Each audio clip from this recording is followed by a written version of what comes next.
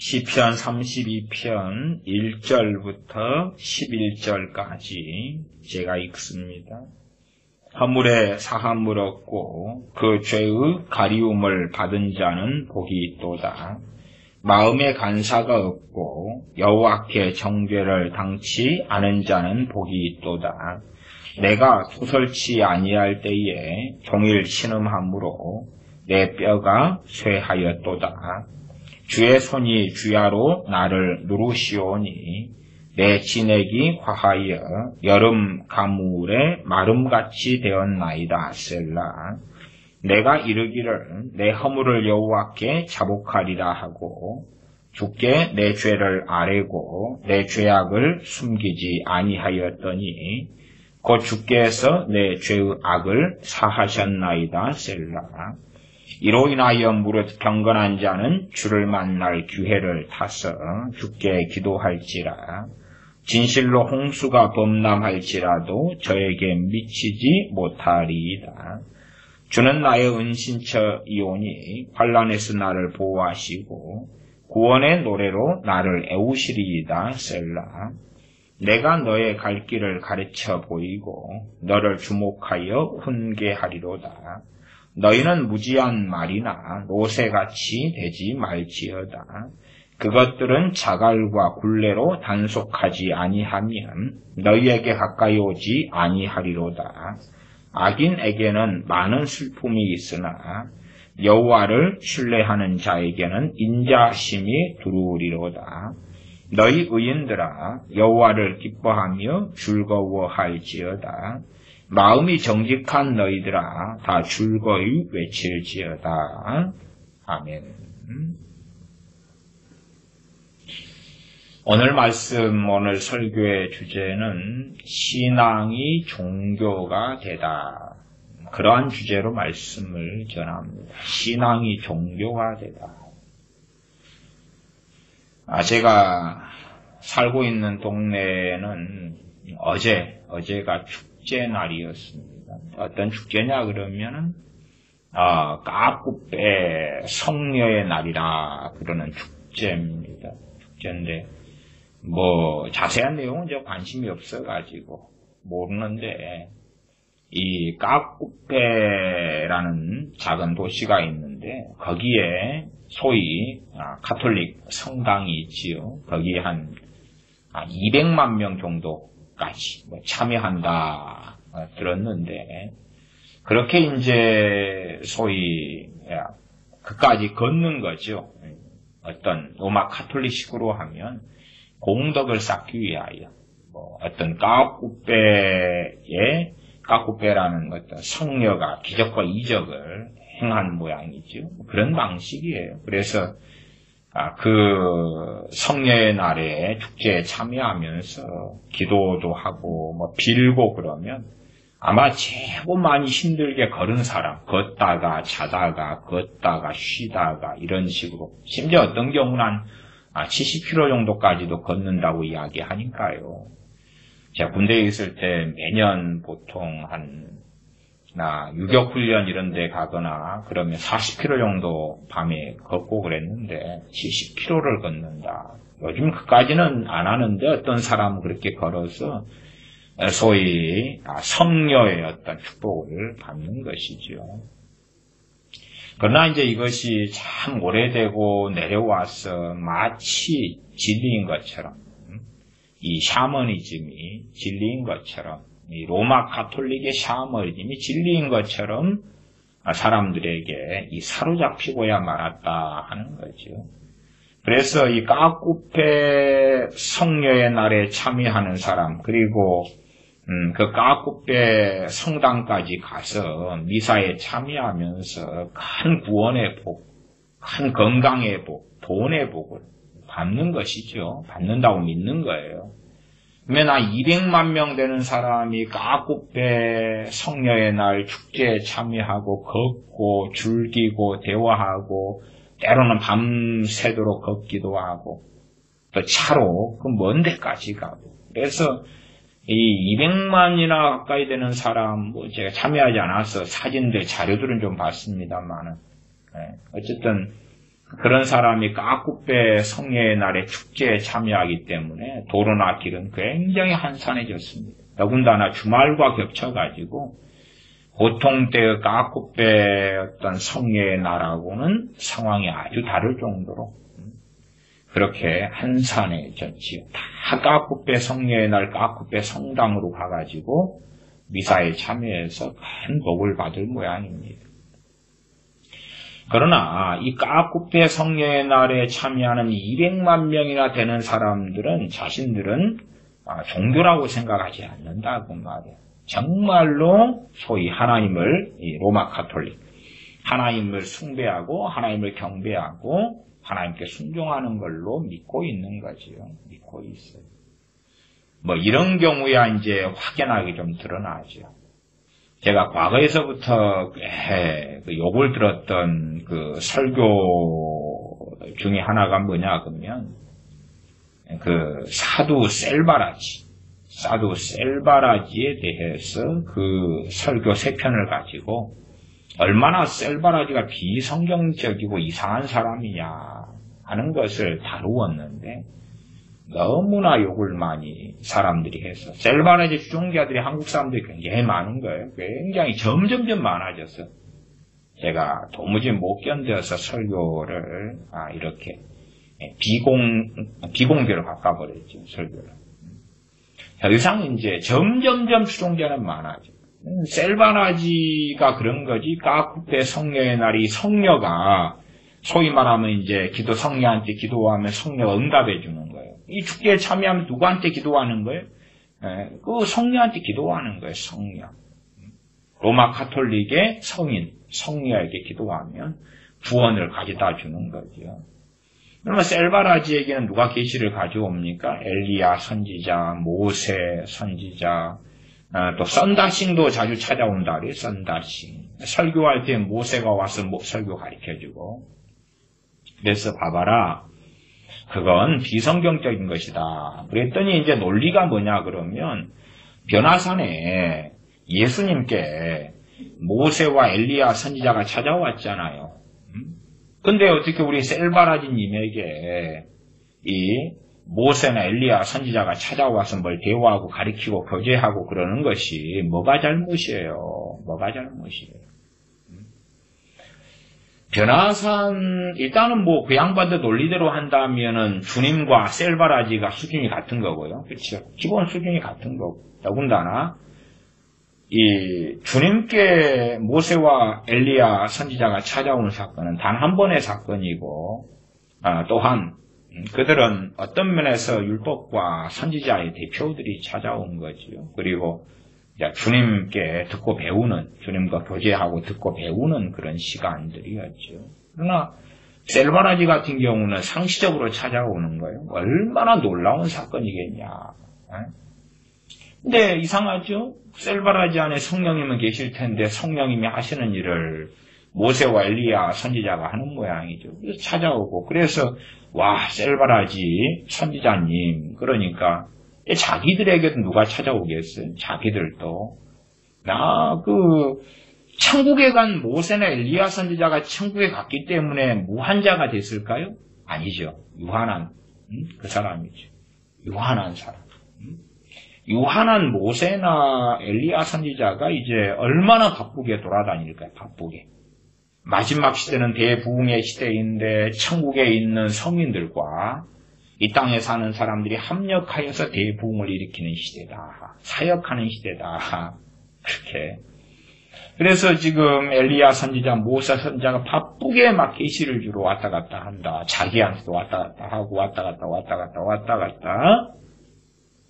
또 썬다싱도 오고 다 오는 거죠. 무디도 오고 존 웨슬리도 오고 찰스 피니도 오고 맨날 왔다 갔다 하는 거죠. 야, 천국에 가서 자기 일을 쉬는 게 아니라 이제 본격적으로 일을 하는 모양이에요.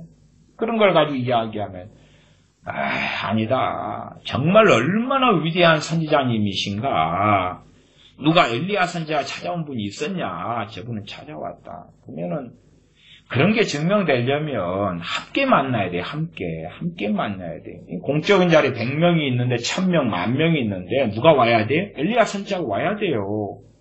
와가지고 함께 이 대화를 해야지요. 엘리야 선지자 죽었어요? 안 죽었어요? 안 죽고 몸이 간 사람, 몸이. 그럼 엘리야 선지자가 성령님처럼 막 영으로 오겠어요?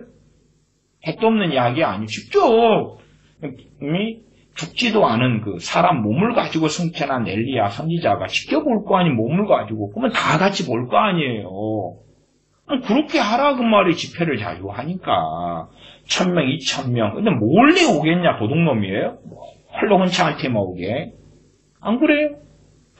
에녹 선지자 안 죽고 올라갔잖아요. 그러면 에녹 선지자가 왔다 그러면 같이 올 거 아니에요. 뭐 이런 이야기를 해도 셀바레 추종자가 계속 많아지니까요. 근데 자기들은 그러면서 미혹당한 게 아니라고 보는 거예요. 이게 지금 신앙, 참된 하나님을 섬기는 신앙이 있고, 그 다음에 이제 종교는 미혹이 돼버린 거죠. 미혹돼버린 집단.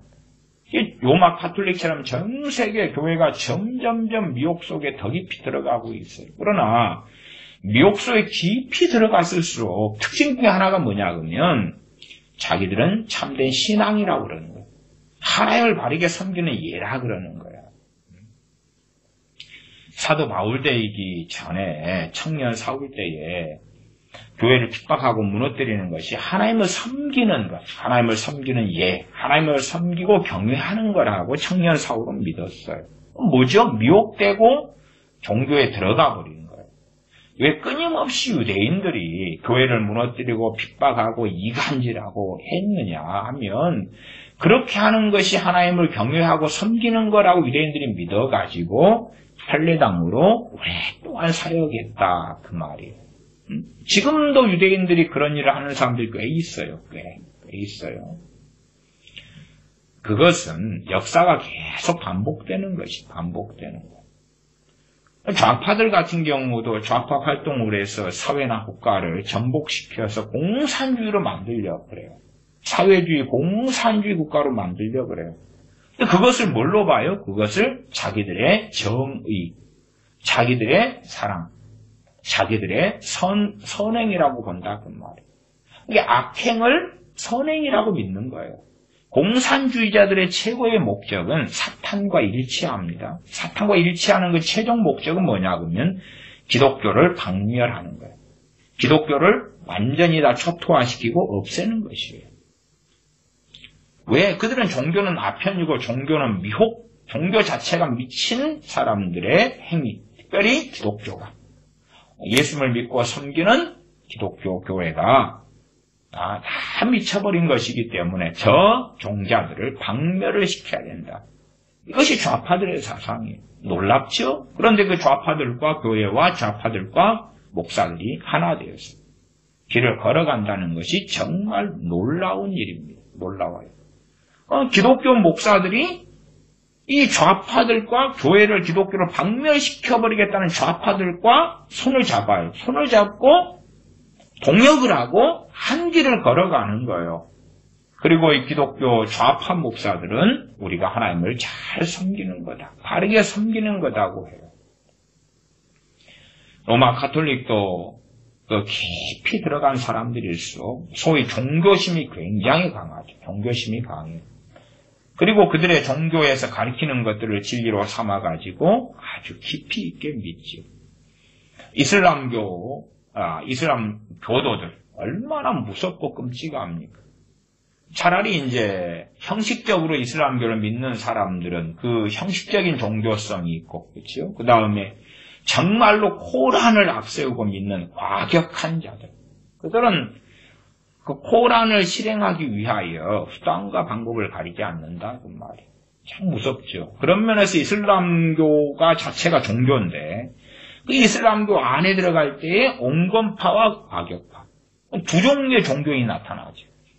한 종류의 종교인은 그나마 종교 생활로 하기 때문에 단순한 위안이 되고 자기가 코란 가운데 믿고 싶은 것은 믿고 싶지 않은 것은 안 믿고 대강 덮어버리는 그런 것으로 가고, 그러나 나 코란을 진실되게 100% 다 믿겠다. 그런 사람은 과격분자가 나와서 그래서 이슬람 교에 귀의하지 않거나 굴복 안 하는 사람들, 순종 안 하는 사람들을 가만두지 않고 죽여버리거나 학살시키거나 그런 자리 속에 들어가시오.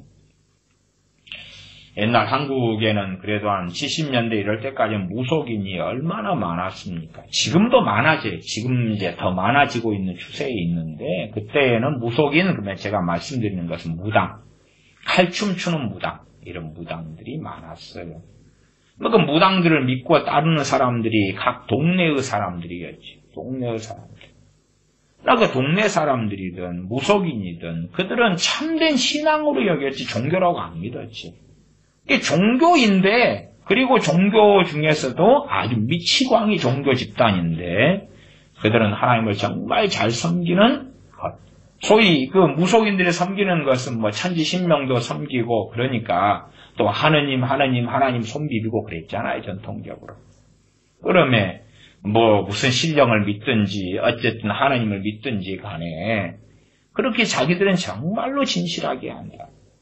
또 한국의 조상제사가 얼마나 오랫동안 이어져 옵니까? 그러면 이 우상숭배를 조상제사를 철저하게 하는 사람들일수록 조상에게 효도하고 또한 죽은 부모에게 충성하고 우리는 굉장한 예의 범절을 갖춘 사람이고 우리는 굉장히 고상한 사람이다.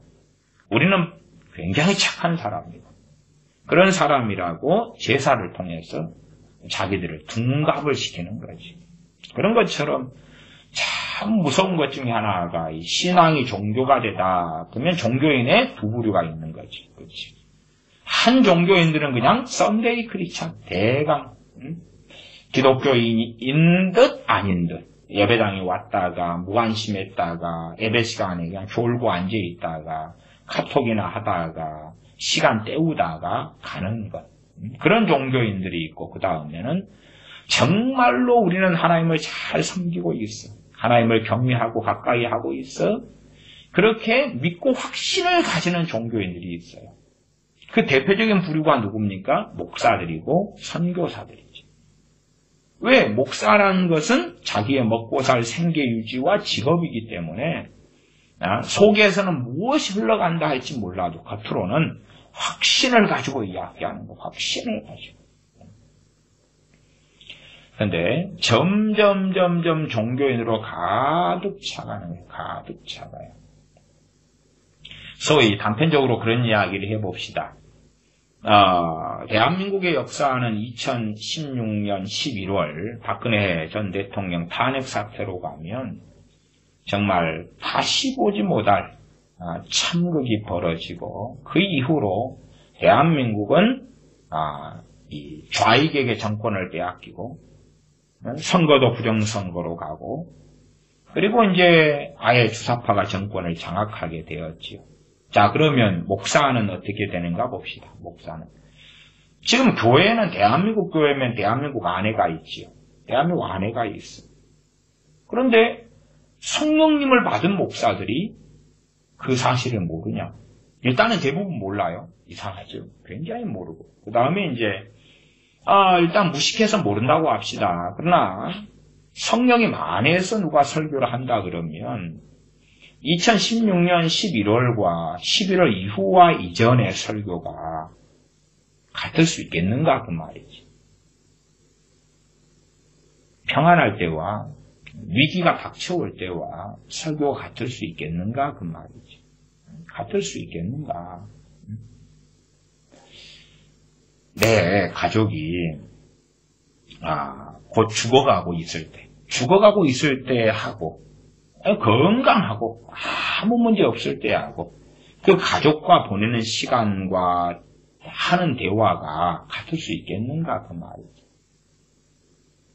그런 것처럼 대한민국에는 위기 속에 비극 속에 참극 속에 들어가고 있는 중이에요. 물론 기적적인 하나님의 은혜와 도우심과 한국 기독교인들이 정신을 차리고 회개함으로 벗어날 수 있을 수도 있어요. 그러나 지금 현재 상황에서는 벗어날 가능성은 점점 줄어들고 있는 중이에요. 그러면 목회자가 설교할 때에 과연 평안할 때와 비극 속에 들어갈 때와 같은 말을 할 수 있는가? 내 자식이 아무 문제 없이 학교에 이렇게 엄마 학교에 다녀올게요. 그리고 갈 때하고 그럴 때하고 내 자식이 도로를 건너는데 자기 건너편에서 덤프트럭이 빠르게 그냥 빵빵빵 와서 내 자식을 치려고 하는 그 위험 속에 들어갔을 때하고 그때하고 자식은 이제 엄마 안녕 학교 갔다 올게 손을 흔들고 엄마는 아파트에서 이제 대화할 만한 거리가 되니까 그래 갔다 와 그리고 이제 아이는 엄마를 바라보니 빠이빠이 그러면서 도로를 건너는 거예요. 이제 신호등을 건너는 못 건너는데 보통 때는 아무 문제 없죠. 그러나 저기서 이제 막 차가 속도도 줄이지 않고 덤프트럭이 막 달려오고 있는데 엄마 빠이빠이 그리고 엄마도 그래 아들 잘 갔다 와. 그런데 속도를 줄이지 않으니까 그때는 피할 시간이 있다고 칩시다. 한 5초 7초 속도를 차가 줄이지 않는 저 상황에서 가면 큰일 나. 덤프트럭이 브레이크가 파열됐든지 졸고 있든지 운전사가 뭔가가 있는 거죠. 그런데 애하고 똑같이 아파트에서 그래 갔다 와. 이 아파트 2층이라고 합시다. 갔다 와. 애도 엄마 갔다 올게.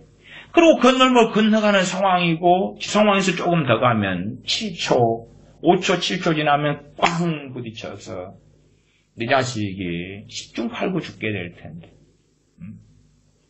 그럴 텐데 똑같은 인사를 아들 갔다 와. 갔다 오면 엄마가 떡볶이 해주고 고구마튀김 해줄게. 갔다 와. 엄마가 간식 준비해놓고 있을게. 갔다 와. 그럴 수 있나? 그래서 어떤 분들이 제게 목사님 옛날 설교는 그렇게 좀 더 재밌고 신나고 그러는데 요즘 설교는 왜 재미가 별로 없어요? 그러게 말입니다. 그러게 말이에요. 아마 대한민국이 똑같은 상황이라고 생각하시는지 모르겠어요. 똑같은 상황. 똑같이 점점점 경제는 잘 되고 있고 교회는 더 전도가 잘 되고 깨어나고 기도하고 회개하고 평안하고 교회는 말씀을 바르게 전하고 있고 그런 세상이라고 아마 생각하시는 모양이에요.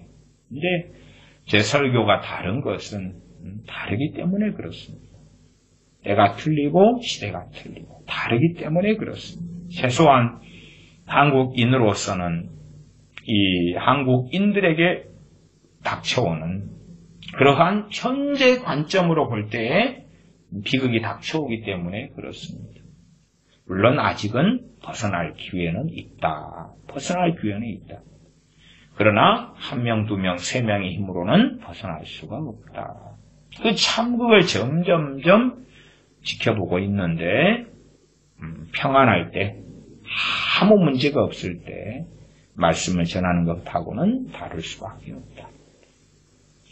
자, 그러면 참된 신앙, 종교가 아니라 참된 신앙의 어떤 기준이나 방식은 말씀에서는 무엇이라고 하는가? 그 중에서 시편 32편을 읽었습니다. 시편 32편을 읽어 나가면서 신앙과 종교와 신앙.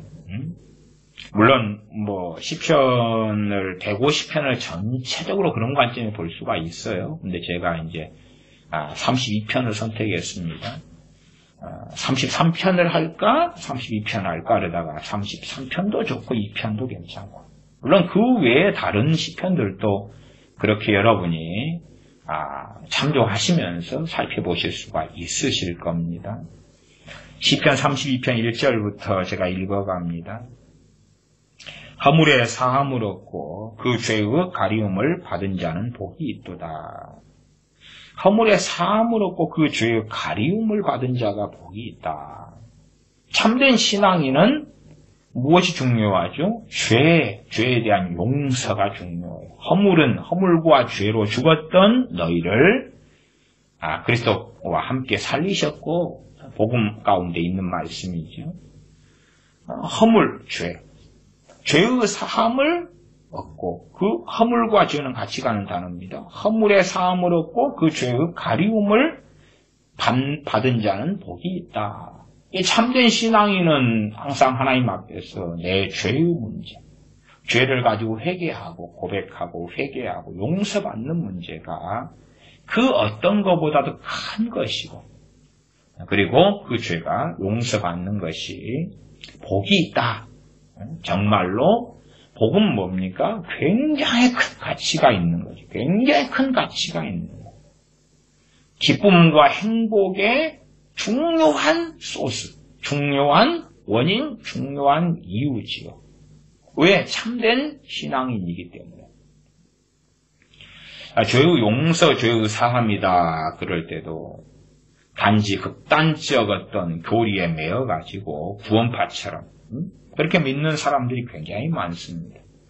예수님 믿으면 모든 죄가 사해집니다.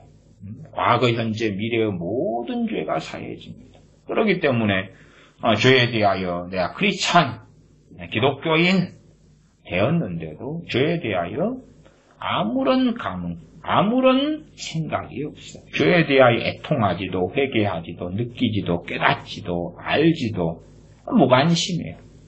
단지 이제 성경의 말씀을 통하여 죄를 깨달아 하지도 않고 단지 자기 양심에 껄쩍지근한 것 정도. 양심이 이야기하는 죄, 양심에서 나 좀 거시기 하지 않아 하는 양심의 정죄 가책 정도. 그 정도 말고는 죄에 대하여서 중요한 기준이 안 되는 거예요. 그리스도인의 삶 가운데 죄에 대하여 별로.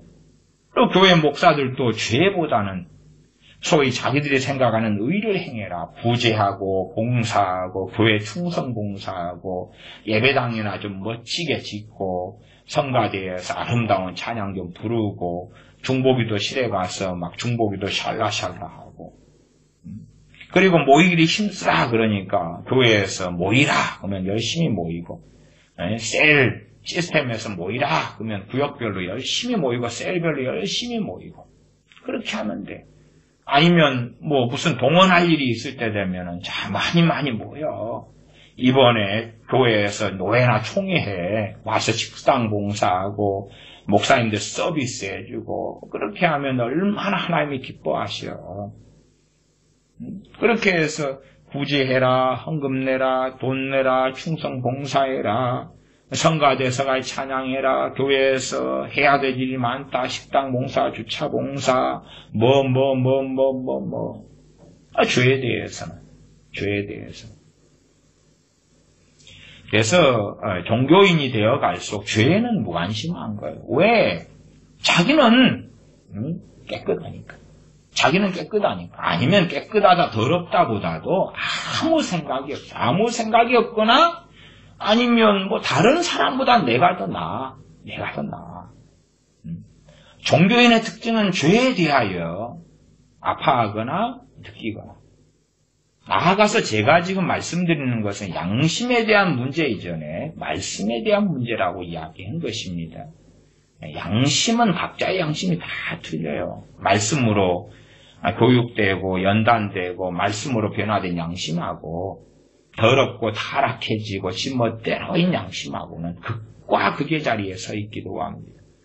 같은 양심을 가질 수가 없죠. 그렇기 때문에 선한 양심을 가지라라고 말씀하고 있는 거죠. 그래서 종교인이 되어져 갈수록 죄에 대해서는 무감각해져요. 그 다음에는 내로남불. 자기가 하는 것은 선이고 남이 하는 것은 악이고 자기 입장에서 보고 들먹이기 때문에 종교인이 될수록 죄에 대해서는 별로 느끼는 게 없어요. 나아가서 종교인이 될수록 원하는 복이 있단 말이에요. 원하는 복. 여기 시편의 말씀처럼 죄의 가리움을 받은 자는 복이 있도다. 허물의 사함을 얻은 자가 복이 있다. 그런 것은 복의 가치에 별로 취하지 않지요. 아이들 같은 경우에 아이들이 소위 말하면 교회 다니고 있는 겉으로 볼 때 기독교인이라고 합시다. 그러면 걔네들의 입장에서 복은 뭐겠습니까? 신형 핸드폰을 가지고 신형 노트북을 가지고 신형 그런 아이들이 쓰는 요런 이런 거 있잖아요. 이런 거 그런 걸 가지고 액정 있는 그런 걸 가지고 아니면 해외여행 가고 부모가 유럽 여행 시켜주고 일본 여행 가고 즐기고 그게 복이지요. 너가 원하는 복은 뭐냐? 그런 거죠. 소위 물질 만능주의적인 복인 거예요. 무엇을 더 많이 가질까, 더 많이 소유할까? 친구들에게 자랑거리는 무엇일까? 또 세상 사람들, 특별히 세상 여자들이 그런가요? 핸드백, 메이커 있는 거 메고 다니고 소유하고 가지고 남에게 위신이 있어야 되기 때문에 제 아는 분이 체면을 굉장히 중요시 여기는데 일단 그분은 돈이 많은 분이에요. 돈이 많으니까 그 다음엔 체면이죠.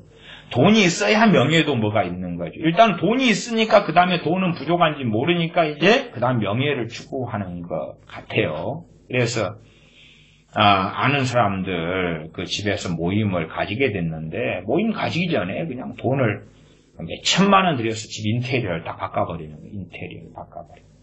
또 그 정도는 괜찮은 것 같아요. 제가 어떤 면에서 괜찮다고 이야기하냐 그러면 자기 자가니까 자기 집이니까 자기 집 인테리어. 근데 어떤 것은 기가 막히냐 그러면 남의 집 월세살이 하면서 인테리어에 2천만 3천만 원을 쓰는 사람이 있더라고요. 기가 막히죠. 그런 경우들을 종종 들어요. 근데 그들이 기독교인이더라. 기독교인이더라.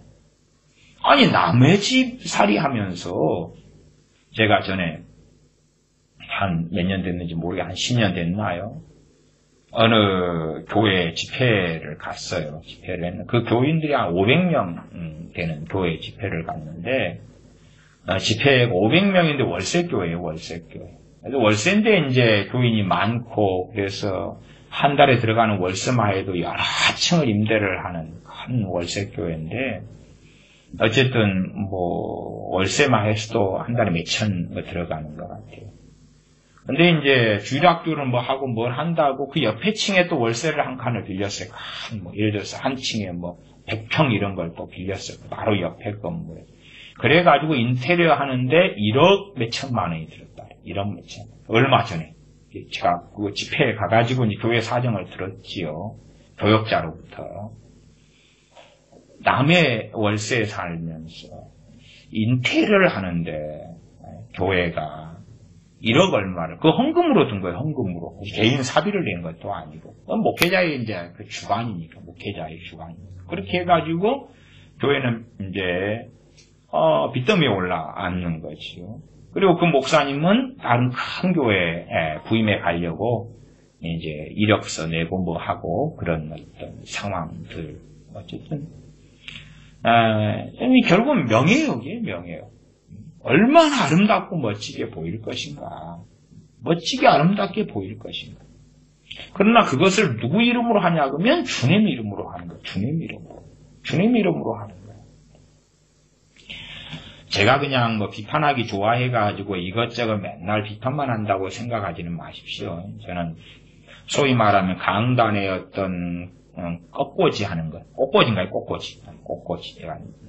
농업을 전문해도 간혹 헛갈려요, 단어가. 꺾고지를 하는데 그것을 비판하는 건 아니에요. 비판하는 건 아니에요. 부활절 때 좀 꺾고지 할 수 있고, 또 행사 때 좀 할 수 있잖아요. 이쁜 것도 나쁘진 않잖아요. 근데 과도하면, 단정하게 행하고, 하나님의 백성들은 단정하게 행하고, 소위 말하면은 그런 부분에 있어서 허례허식이나 과도한 거나 쓸데없는 것이나 안 한다고 말이에요. 근데 어떤 주님 재림 휴거 막 기다리는 어느 유명한 큰 교회는 뒤에 강단 장식만 해도 주마다 채해서 바꾸는데 돈이 몇백이라고 이게 뒤에 바꾸는 거예요. 몇백만 원 들여서. 제가 그런 교회에서 그러더니 말더니 무슨 상관입니까마는 한 주에 몇백만 원씩 들여가지고 저 강단에 장식을 어마어마하게 큰 교회니까 이게 큰 교회에 화분 몇 개 놔두면 안 될 거 아닙니까?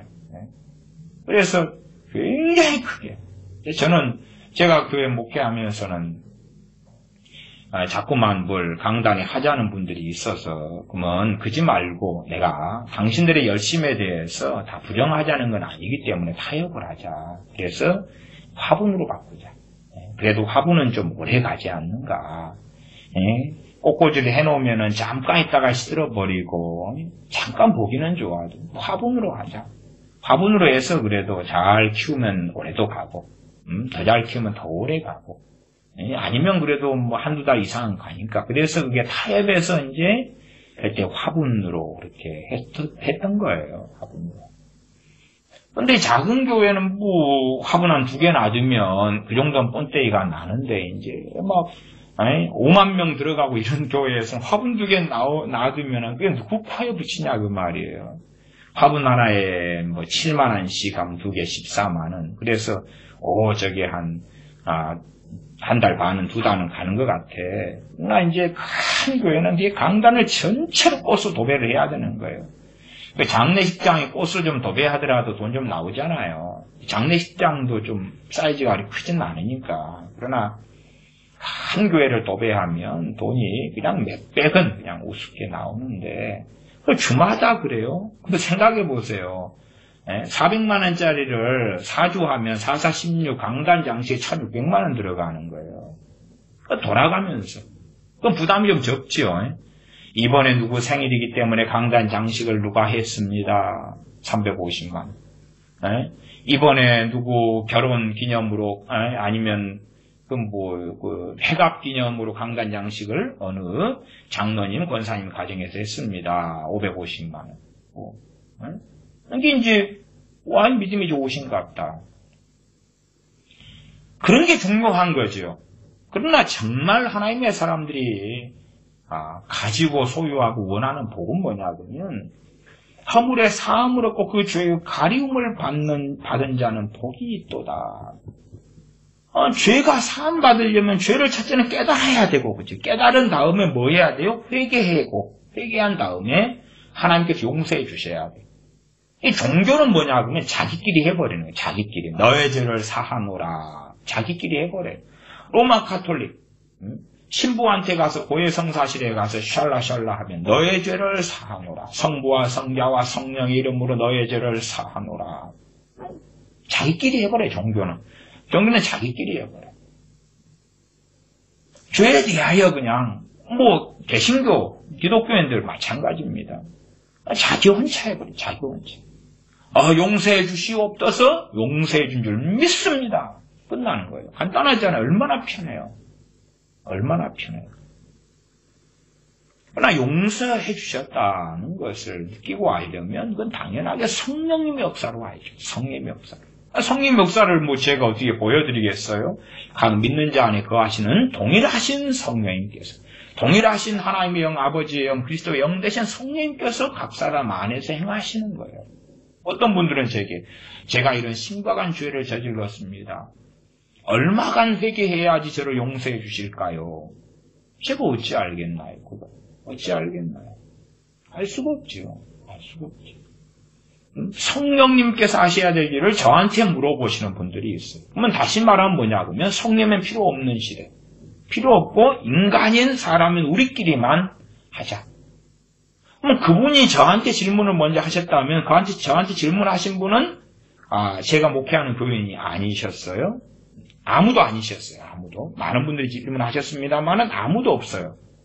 그럼 그런 분들이 저한테 질문한 게 처음이었을까요? 아니겠죠. 자유교회 담임 목사님이나 어느 또 집회에 가서 또 묻거나 그러겠죠. 그러면 그런 분들은 대답을 어떻게 해주셨는지는 모르겠어요. 어쨌든 자기 안에 해결점이 없으니까 계속 묻는 거죠. 계속. 성령님이 하실 일을 사람으로 하여금 대신하게 하는 것, 종교지요, 종교. 그러나 나는 참된 신앙과 믿음으로 하나님을 섬기고 있다. 종교로 흘러가 버리면 물질 만능, 눈에 보이는 것, 소유하는 것, 가지는 것, 사람끼리 행사로 가는 거죠. 그러나 참된 신앙인은 죄를 깨닫고, 죄를 회개하고, 하나님 앞에서 죄가 가리워지고, 허물의 사함을 받고 그 죄가 가리워지는 것. 그것이 그 어떤 것과 비길 수 없는 가치, 중요성, 중요성, 가치, 귀중한 것, 소중한 것, 추구하는 것이다 그 말이에요. 그러나 종교가 돼버리면 의미가 없어요. 의미가 없어요.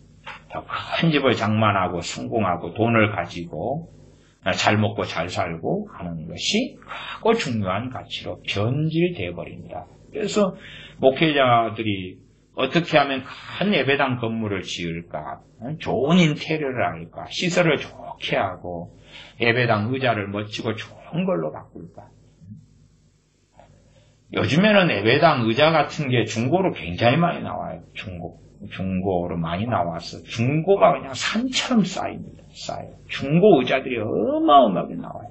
왜냐하면 중고 의자 하나당에도 비싸게 하면 이제 장의자로 한다면 장의자가 요즘에는 이 한 사람 앉는 의자 형식으로 많이 바뀌어갑니다. 장의자 이것만 이게 원목이 들어가기 때문에 막 70만 원 하고 그렇습니다. 그러나 멀쩡하게 쓸 수 있는데 바꿔치기 해버리는 거예요. 돈이 얼마나 많이 드는지 모릅니다. 예배당에 있는 의자들. 제가 목회하면서 썼던 의자는 이제 제가 저기 수원인가까지 제가 찾아갔다가 그래서 자료를 구하고 인터넷을 뒤져가지고 중고의 장의자를 취급하는 그런 회사를 찾아갔어요. 그래서 중고물을 리모델링, 중고 의자를 다 분리를 시켜가지고 대패질하고 깎아요. 그래가지고 새로운 리스트를 해가지고 이렇게 리모델링에 만드는 거예요. 그런 의자를 이제 제가 해당 70만 원짜리를 14만 원인가 뭐 얼마 줬어요. 개당. 그래가지고 그것을 이제 화물차를 불러가지고 이제 가지고 내려온 거예요.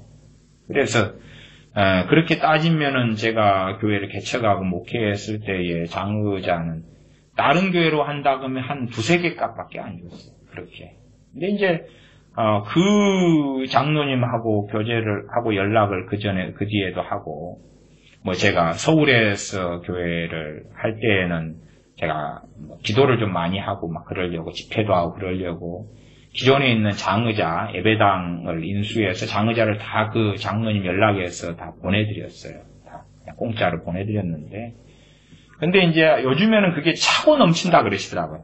그 사실은 이게 너무 많아가지고 쌓여가지고 그래서 이게 가져갈 것이 안 되는데 목사님이 또 부탁하셨고 그래서 가져가신다고 뭐 그런.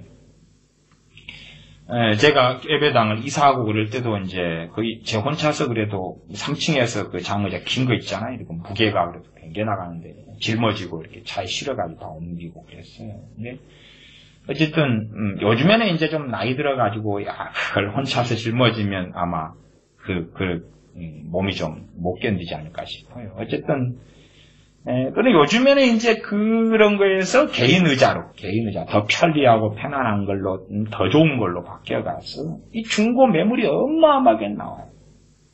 근데 그건 각자의 양심에 따라 다른 거죠. 그까지는 제가 양심의 문제까지는 관여하기는 원하지 않습니다만은 말씀의 기준은 있어요. 단정하고라는 기준이 있어요. 근데 멀쩡하게 쓸 수 있는 것을 리스트만 한 번 더 하거나 그러면 되는데 어쨌든 안 그렇고 다 바꾸는 거예요. 그래서 어느 교회는 의자만 바꾸는데도 좀 좋게 들어가는 데가 가볍게 1,000만 원 넘게 들어가고요. 많이 들어가는데 매덕입니다. 매덕. 그 다음에 이제 일반적으로 한 200명 규모만 되어도 이게 한 200명, 200개 하나에 30만 원 돈 계산해 보시면 아주 어쨌든 그렇게 내가 없고 정말 필요해서 하는 것이면 말릴 수가 없죠. 그렇잖아요. 기존에 쓰던 것도 멀쩡하는데 바꾸는 거예요. 누구 이름으로 바꾸죠? 주님의 이름으로.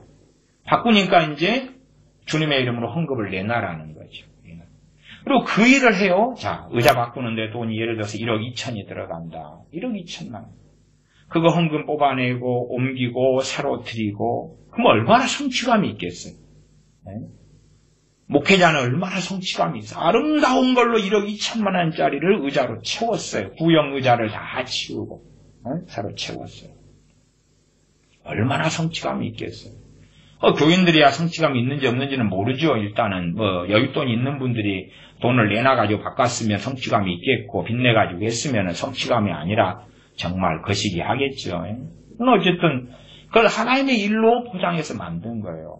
멀쩡한 의자 바꾸지도 않아도 되는데 바꾸는데 이제 심력 쏟아붓고 설교하고 하나님의 집을 이렇게 꾸며야 된다 그러고 해가지고 막 두어 달 투쟁을 해가지고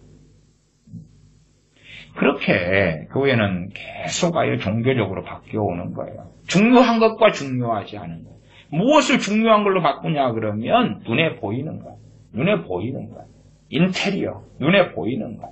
눈에 보이는 것. 어느 교회가 음향 시스템을 바꾸니라고 한 1억 6천만 원이 들었다 그래요. 작은 일이에요. 작은 일. 작은 일이고 제 목회했던 교회 앞에 있는 교회는 인테리어만 바꾸는데 몇 억 들었습니다. 말이 꽤 나왔어요. 말이 꽤 나왔어요. 인테리어 바꿔서 몇 억 들었는데 그 교인이 1000명 정도 돼 있는데 인테리어 바꿔가지고 이제 인테리어 바꾸니까 더 많이 부흥하고 더 멋지고 그래야 되는데 그 1000명 되는 교인이 반에 반토막 났어요. 계속 싸움하고 쌈박질하고 해가지고 200명 나가고 100명 나가고 또 300명 나가고 다 그래서 아주 그냥 인테리어 바꾼다고 예배당 인테리어 몇 억을 들여가지고 멋지게 시장하고 바꾼다 해서 그들의 경건과 그들의 신앙이 살아날 것이냐.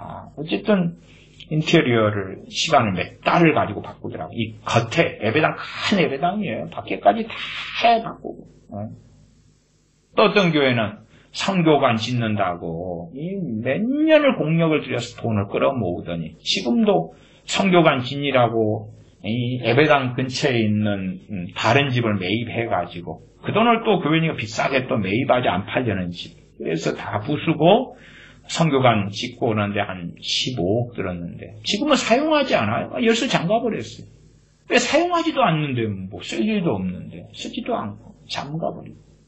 어떤 교회는 그렇게 해서 한 20억 들여가 성교관 짓다가 쓸 일이 없으니까 1층을 이제 카페로 만들어요. 교회 카페로 만들어요. 교회 카페로 만들면 누가 또 손님으로 와야 돼요? 교인들이 와야 돼, 교인들이. 교인들 가서 갈아줘야지. 장사는 누가 해요? 집사님, 권사님 돌아가면서 장사. 이건 뭐, 그건 너무 많아요. 그래서 요즘에는 유행하는 것 중에 하나가 교회 카페 만드는 거잖아요. 왜? 투자할 데 없는 거 이것저것 건물 지어놓고 만들어 놓으니까 공간이 많은 거예요. 근데 이제 크게 지어놓은 교회는 특징이 또 있죠. 외곽으로 빠졌다는 이야기죠. 카페 만들었어요. 손님이 있을 만한 장소가 아니죠. 누가 와야 돼요? 외곽이 한적한 곳에 있는데 교인들이 가가지고 팔아줘야 되는 거예요. 그럼 뭐예요 도대체? 그러니까 그것이 하나님의 일로 둔갑을 하는 거예요. 둔갑을 해. 자, 이 카페 와가지고 여러분이 마셔줘야 하나님의 일입니다. 그 카페를 하면은 거기에 일하는 분들이 교회 식구들 가지고 몇 명인데 어려운 분들 다 일시키는 건데 그분들 월급 주려면 당신들이 와서 시급이라도 벌어먹으려면 당신들이 와서 사줘야 되고 그것이 하나님의 일입니다. 다 둔갑시키는 거예요. 그러니까 눈에 보이는 하나님의 일로 만드는 거예요. 눈에 보이는 것. 물질적인 걸로 바꾸는 거예요.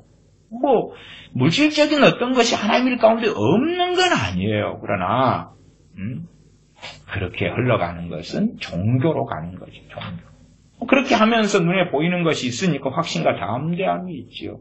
자, 나 저 예배당 짓는데 머릿돌에 봐봐라. 내 이름이 있다. 헌금 500만 원 이상 하는 사람마다 머릿돌에 이름 써주기로 했는데 봐봐 내 이름이 있잖아. 내 이름이 있잖아.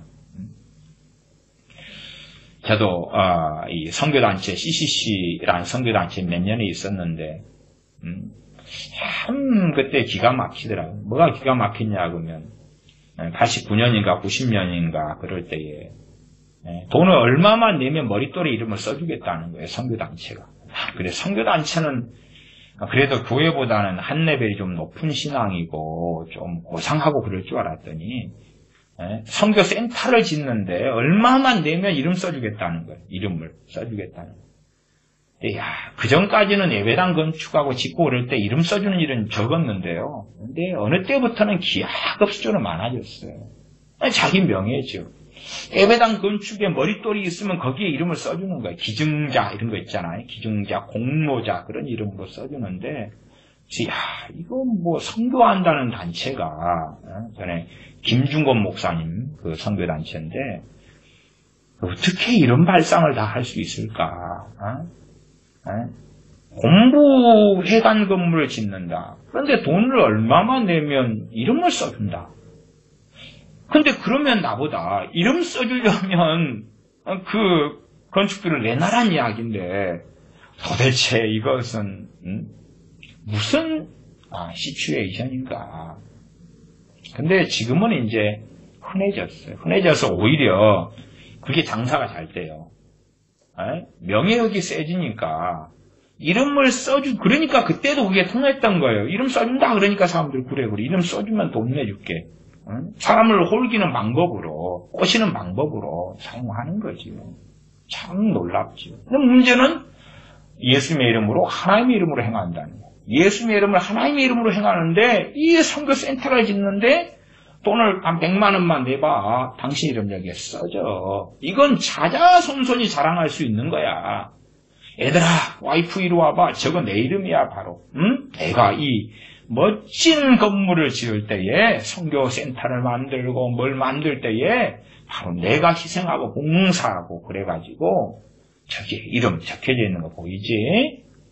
정치인도 아니고 정치인들이 뭐 시장되고 뭐 되고 그럴 때 자기 이름 걸고 나무 심어주고 자기 이름 붙여놓고 뭐 하고 그러잖아요. 정치인이 그런다면 좀 정상 참작을 하겠는데 하나님을 섬기는 사람이 그런 일에 함께 들어간다. 그리고 교회가 그렇게 변해간다는 것은 굉장히 끔찍한 일이 됩니다. 주보 같은 데 뒷면에 보면 그런 거 있잖아요. 이번에는 식사 대접을 어느 가정에서 하십니다. 강당 꽃꽂이는 어느 가정에서 하십니다. 이름 안 써주면. 그래서 제가 다녔던 어느 교회는 그런 일도 있었어요. 뭐 교회나 사무실에 연락이 와서 내 이름이 헌금자 명단에 빠졌다고. 어찌 그럴 수가 있냐고 막 이런 항의 전화 같은 거 오는 데들도 있고 그랬어요. 왜? 그게 중요하니까. 아니 헌금하는데 이름이 있는 것 없는 게 그게 뭐가 중요해요 도대체가. 그러나 결국은 그렇다는 이야기예요. 헌금자 명단에 주보 뒷면에 헌금자 명단에 내 이름이 있느냐 없느냐가 중요하다는 이야기는 사람한테 보이는 게 중요하다는 이야기잖아요. 보이는 것이. 그래서 신앙이 종교로 둔갑을 해버려요. 둔갑을. 구미호가 둔갑술 펼치는 것도 아니고 둔갑을 해버리는 거예요. 둔갑을. 32편 2절로 갑니다. 마음에 간사가 없고 여호와께 정죄를 당치 않은 자는 복이 있도다. 복. 지금 참된 복들을 이야기하고 있잖아요. 참된 복. 지금보다 살기 어려웠던 구약시대. 수도도 전기도 없는 구약시대. 에어컨도 없고 냉장고도 없는 구약시대에 아니 우리가 지금 현 시대에 생각해 보십시오. 겨울에 온풍기가 없다. 아니면 난방이 안 된다. 그러다고 더운 여름에 에어컨 선풍기가 없다. 아니면 컴퓨터나 핸드폰이 없다. 그러면 우리가 얼마나 그 피로를 강하게 느끼겠습니까? 또 집에 냉장고가 없다. 냉장고가 없으면 김치는 좀 담아놓으면 씌어져 버릴 거고 내가 먹고 싶은 아이스 커피 같은 거 못 만들어 먹을 거고 아니면 난방이 안 되면 한겨울에는 아주 냉골에서 벌벌벌 떨 것이고 그런 시대면 우리가 그것이 없다면 우리는 굉장히 중요하고 추구하는 건 그것일 거 아니에요. 야, 좀 난방이 됐으면 좋겠다. 난방이 됐으면 좋겠다. 그래도 뭐 난방 같은 것 없이도 제가 오래 살아왔습니다. 그래도 이제 겨울 되면은 전기장판 이렇게 켜가지고 그래도 한 15년은 서재에서 예배당 서재에서 제가 뭐 살았으니까 그거에 대해서 크게 부족함은 못 느낍니다. 뭐 벌벌 떨어도 전기장판 있는 것만 해도 감지덕지 하고 좋은 거죠. 근데 과연 이 추운 겨울에 전기장판이나 난방이 안 될 때에 내가 추구하고 구하는 건 무엇인가?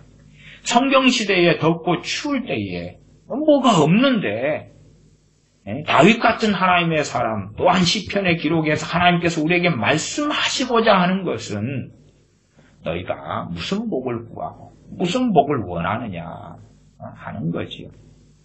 아마 우리 자녀들이 구형 핸드폰만 쓰고 있어도 신형으로 바꿔달라고 데모하고 노래를 부르겠지요. 왜? 그들이 원하는 복은 그거고 그들의 마음이 있는 곳이 그거니까. 역설적으로 거꾸로 이야기해보면 그렇게도 말할 수 있지요. 너희 재물 있는 곳에 너희 마음이 있다. 역설적으로 바꾸면 내 마음이 있는 곳에 재물을 쓰고 싶은 거지요. 너 재물이 있는 곳에 마음이 있다 그랬잖아요. 그러면 내가 돈이 있으면 뭘 먼저 바꾸지? 돈이 있으면 핸드폰을 먼저 바꿀 거야. 돈이 있으면 노트북을 장만하지. 돈이 있으면 집을 장만하지. 돈이 있으면 옷을 장만하지. 거기에 내 마음이 있다는 거예요. 내 마음이. 그러나 사람들은 그렇게 주님이 말씀하셨는데도 불구하고 이거 속이는 거죠. 속여. 내가 돈을 쓰는 것하고 따로. 어떤 여자분은 남편이 벌어준 돈을 전부 다 친정으로 가져간다 그래요. 그러면 자기 마음은 어디에 있는 거예요? 친정에 있는 거잖아요. 자기가 결혼한 새 가정이 아니라 친정에 있는 거예요. 그런데도 불구하고 그런 게 아니다 그러는 거예요. 그런 게 아니다. 그리고 이제 시댁에 한 10만 원 보내려고 그러면 남편한테 막 성질 내고 그런 마누라도 있다 그래요. 그러니까 그러면 자기가 돈 쓰는 걸 보면 또 어떤 여자분은 자기 친구들과 만나는데 친구들하고 과시하고 만나고 동창회 만나고 남편이 한 300만 원 버는데 거기에 한 달에 150만 원씩 쓰는 거예요. 과시하는데. 그래서 과시하려니까 메이커 핸드복도 필요하고. 그럼 자기 마음은 지금 거기에 있는 거예요. 거기에 있는 거. 어떤 사람이 이혼 소송을 했는데 자기 마누라가 동창 여자 둘이하고 동창 남자 둘이 자기가 그 동창 여자 둘이에 들어가는 거예요. 갖고 마누라가 동창 남자 둘이하고 자기하고 다른 친구 해가지고 2대2로 유럽 여행을 간다는 거예요. 일주일간을. 아니 결혼한 마누라가 그래놓고 자기는 전혀 불륜의 관계가 아니고 동창 모임으로서 일주일간 여행을 간다는 거예요. 그리고 이제 남편 카드로 쫙 긁는 거예요. 아니 거기에가 지금 마음이 있는 거잖아요. 가정에가 마음이 있는 것도 아니고 남편에게 마음이 있는 것도 아니고 자기가 돈을 쓰는데 거기에 마음이 있는 거예요. 기독교인들은 주님의 말씀을 멸시하는데 굉장히 중요하죠. 멸시하는데. 목사가 예배당 건물을 짓는 데 돈을 투자하고 그러면 어디에가 마음이 있는 거예요? 그 건물에가 마음이 있는 거예요. 주님한테 마음이 있는 게 아니라. 인테리어에 1억 2천을 들였으면 마음이 있는 건 인테리어란 말이에요. 인테리어예요. 인테리어. 다른 데 마음이 있는 게 아니에요. 제가 예배당 건물을 짓는 걸 반대하는 건 아니에요. 맹신적으로 제가 비난하고 정죄하는 거 아니에요. 예배당 건물을 지으라고 말이에요. 근데 무엇에 따라서요? 필요에 따라서 하라 그 말이에요. 필요에 따라서. 아니 지금 있는 예배당도 자리가 절반 이상이 비었는데 아니면 다 차도 1부, 2부, 3부로 할 수 있는데 그렇게 할 수 있는데 1부만 드리면서도 반 이상이 비었는데 더 큰 걸 짓겠다는 건 무슨 상황이냐 그 말이에요. 그런 것이 자기 돈을 쓰려는데 마음이 거기 있는 거예요. 어떤 목사들은 몰래 주식을 해요. 그래서 항상 주가를 확인해, 주가를. 그러면은 돈만 있으면 저 주를 사야 되는데 돈만 있으면 자기 마음은 어디에가 있는 거예요? 주식에가 있는 거잖아요. 주님한테 있는 게 아니고. 그러나 이제 강단에 섰을 때는 정말로 마음과 뜻이 주님께 있는 것처럼 이 종교를 신앙이라고 주장하면서 전하는 거지요. 그러나 진실한 하나님의 사람들은 복의 기준이 틀리다. 제가 세상의 복이나 물질의 복을 부정하자는 이야기는 아니에요.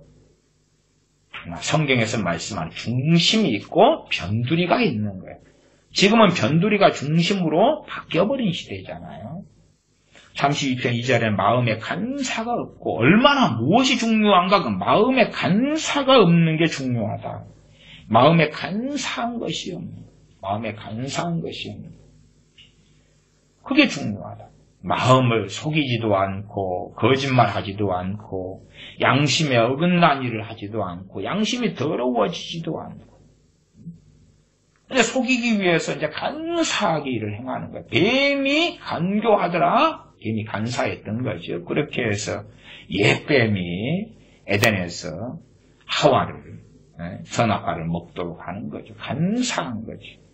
그런 것처럼 어떻게 하면 내 목적을 위해서 수단과 방법을 가리지 않을까? 대한민국의 좌경화 공산화를 위해서 어떻게 하면 수단과 방법을 가리지 않을까? 그러나 그러면서도 양심이 화인 맞았기 때문에 돌이킬 줄을 모른다는 것이죠.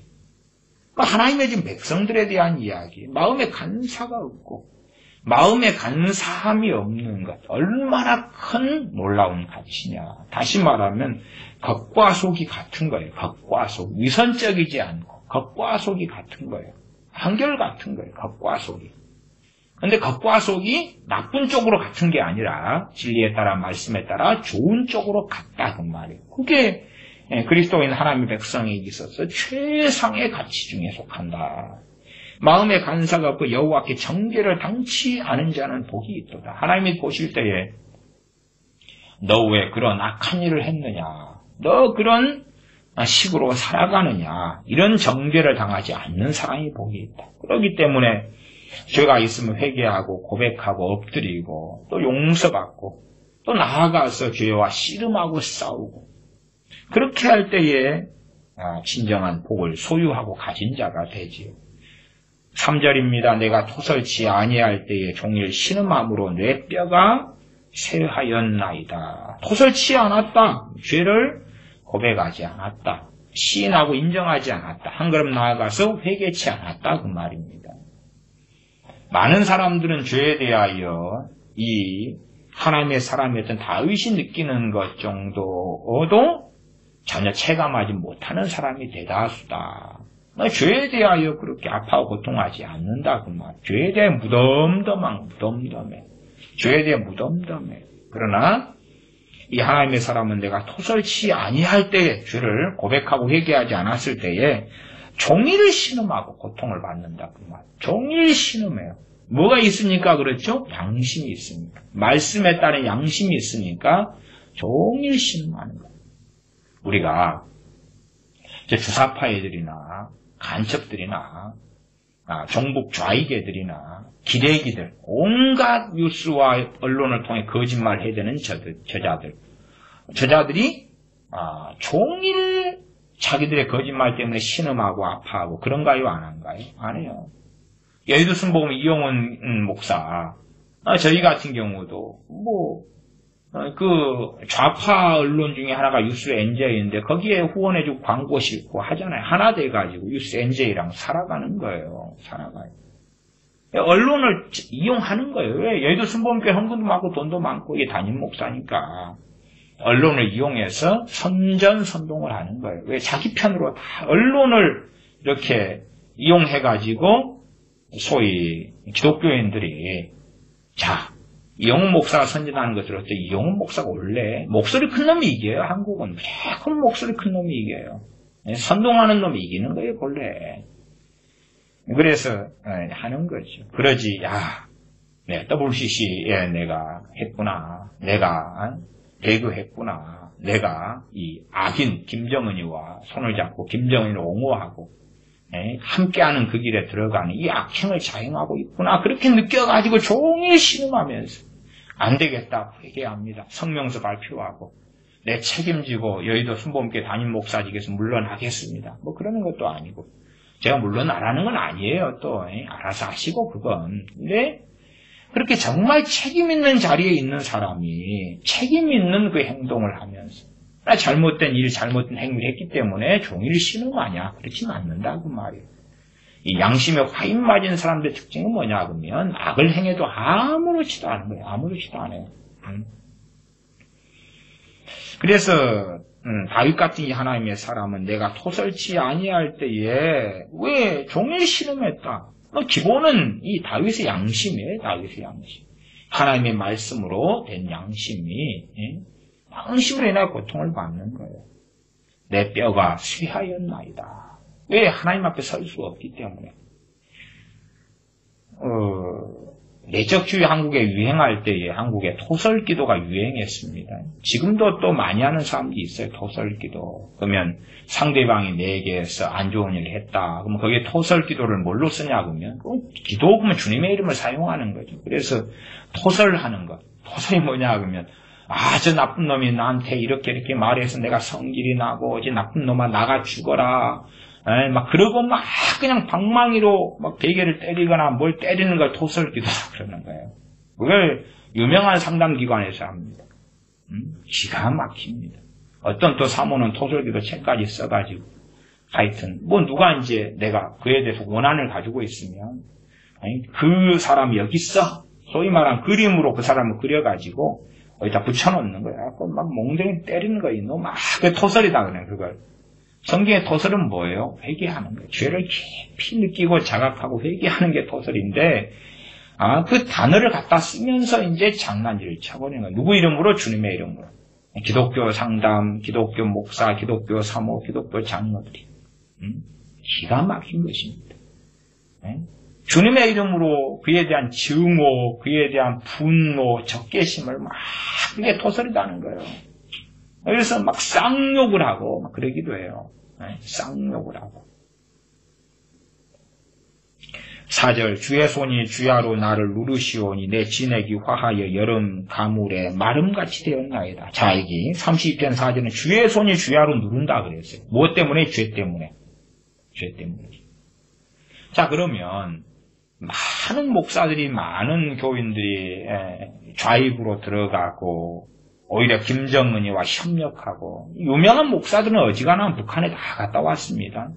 북한에 갔다 와서 이 김일성이한테 참배도 하고 동상에 참배하고 우상 숭배하고 그 다음에 김정은이나 죽은 김정일이나 또 김일성이 위해서 학교도 세우고 병원도 세우고 뭐 빵공장도 세우고 그를 위해서 일들을 진행했었어요. 그 다음에 이제 무슨 일이 있었는지 저는 몰라요. 거기에 첩을 두고 애를 낳았는지 목사들이 어쨌는지 모르나 그 악인의 땅에 들어간다는 자체가 이미 복음이나 전도나 선교를 껍질을 뒤집어 쓰지만 그 악행의 동조하고 함께 한다는 거죠. 함께. 그러면 과연 그 사람들에게 주의 손이 주야로 그들을 눌러가지고 죄로 인하여 고통합니까? 안 합니까? 안 하지요. 그게 차이점이에요. 그게 차이점. 성령님의 사역 중에 핵심 사역 3가지가 뭐냐? 진리의 영으로서 성령님의 사역을 이야기하는 거예요. 거듭남의 사역 이런 걸 제가 제외하고 핵심적인 3가지는 주님께서 말씀하신 대로 그가 오시면 죄에 대하여, 의에 대하여, 심판에 대하여 세상에 알리시리라 그 말이에요. 그러면 죄를 깨닫고 느끼고 알게 하고 죄에 대하여 그 무게를 느끼게 하는 거예요. 누구에게요? 하나님의 자녀들에게요. 그냥 세상에 알리시리라 그러니까 세상에 알리는 방법이 크게 2가지입니다. 불신자들에게는 성령님께서 하나님의 백성들을 통해서 알리시는 거고 그렇죠? 전도자의 소리나 설교자의 소리나 이웃 친구의 소리나 그러나 그리스도인들에게는 성령님의 내주하시는 사역이 있는 거죠. 내주하시는 사역이.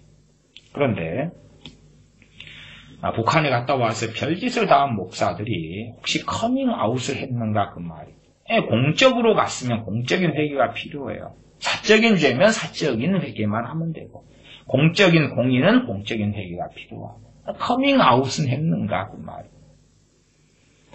성령님이 주야로 그를 눌렀는가? 안 그랬지요. 그러는 사람과 안 그런 사람이 있는 거예요. 정말로 종교가 아니라 신앙인 사람은 죄에 대하여 성령님이 이렇게 누르시는 거예요. 왜? 무엇 하라고요? 회개하라고. 회개하라고. 종교인 사람들은 그냥 성령님의 이런 사역은 없고 자기 혼자만 있어요. 자기 혼자만. 자기 양심에 따라서 이렇까 저렇까 이렇까 저렇까. 내 양심이나 성경 지식에 따라서 죄인 모양이네. 그러면 잘못했다고 뭐 하지. 그 정도. 그 정도. 그러나 모든 크리스찬, 모든 기독교인, 모든 믿는 사람에 대한 건 아니에요. 왜냐하면 정말로 하나님을 경외하는 사람에 있어서 성령님이 이렇게 행하시거든요. 성령님께서 주의 손으로서 행하시는 거예요. 손으로서. 자, 32편 4절에 주의 손이 주야로 나를 누르시오니 내 진액이 화하여 여름 가물에 마름같이 되었나이다. 그래서 정말로 하나님을 경외하는 사람은 배교하기가 어려운 거예요. 왜? 죄를 지으면 그렇게 성령님께서 구약에도 성령님의 사역하셨는데 신약에는 말해서 못하겠어요.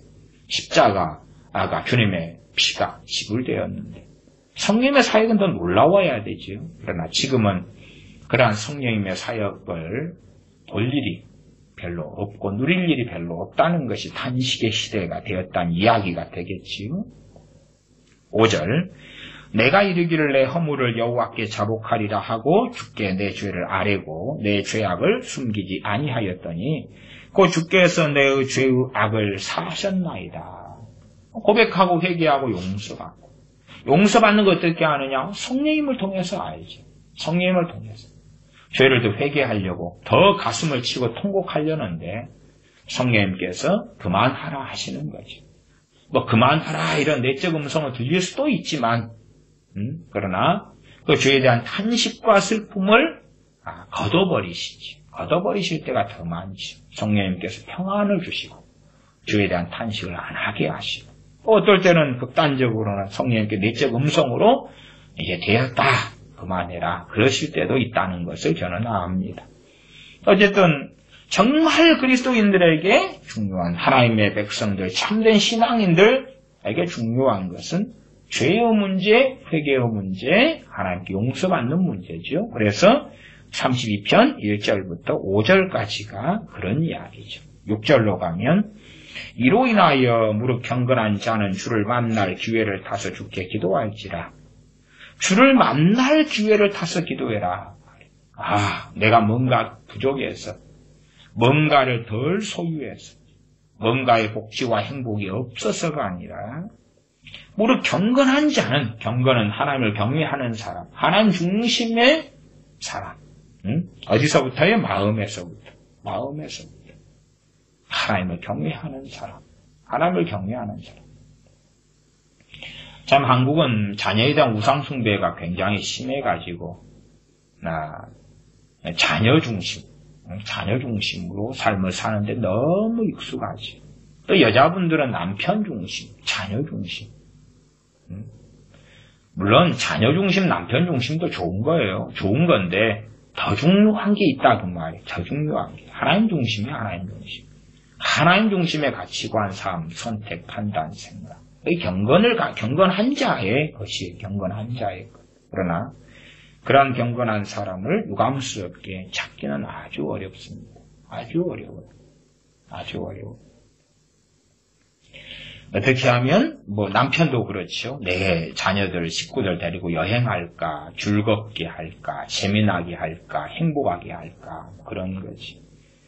그러나 무릇 경건한 자는 주를 만날 기회를 타서 주께 기도할지라. 부부가 둘 다 시간이 있고 휴가 기간이다. 그럼 둘 다 뭐 하고 싶어해요? 여행 가고 싶어 하죠. 정말 둘 다 주님의 사람이다 그러면 휴가 기간이니까 주님을 만날 기회를 타서 금식도 좀 하고 또 함께 있다 보면 기도도 안 되죠. 함께 있으면 대화하고 뭔가를 함께하는 활동을 하는데 하나님 앞에 설 수가 없죠. 그래서 함께 있다 할지라도 서로 따로따로 시간을 내어서 하나님 앞에 1대1로 엎드리고 하나님을 찾고 그래야 하는 거죠. 그러나 휴가 기간이 있다 그러면은 주님을 만날 기회를 타는 게 아니죠. 주님을 만날 기회를 타는 게 아니고 여행 가고 휴가 가고 함께 놀고 함께 외식하고 행복하게 시간을 보낸가 그 기회를 타죠. 그래서 이미 1년 전부터 반년 전부터 휴가 계획을 세워놓죠. 세상 사람들에 대한 이야기를 하는 것이 아닙니다. 또 한쪽이 믿는 사람이다 그러면 따라주지 않으면 상대방은 어떻게 나오겠느냐 그 말이죠. 그 비극을 초래함의 비극 속에 살아갑니다. 무릇 경건한 자는 주님을 만날 기회를 타서 주께 기도해라. 기회를 타서. 기회가 언제 있어요 도대체. 병들고 아플 때 기회가 되나요? 시간 여유가 있고 휴가 기간이고 그럴 때가 가장 기본적인 여유 시간이 있을 때가 기회지요. 기회. 그러지 야, 여유 시간 있을 때는 여행 가고 맛집에 다니고 놀고 즐기다가 아주 그냥 전문용어로 아주 작살나기 힘든 일이 닥칠 때 이 기회다. 하나님을 찾을 기회다. 상당히 곤란하죠. 왜?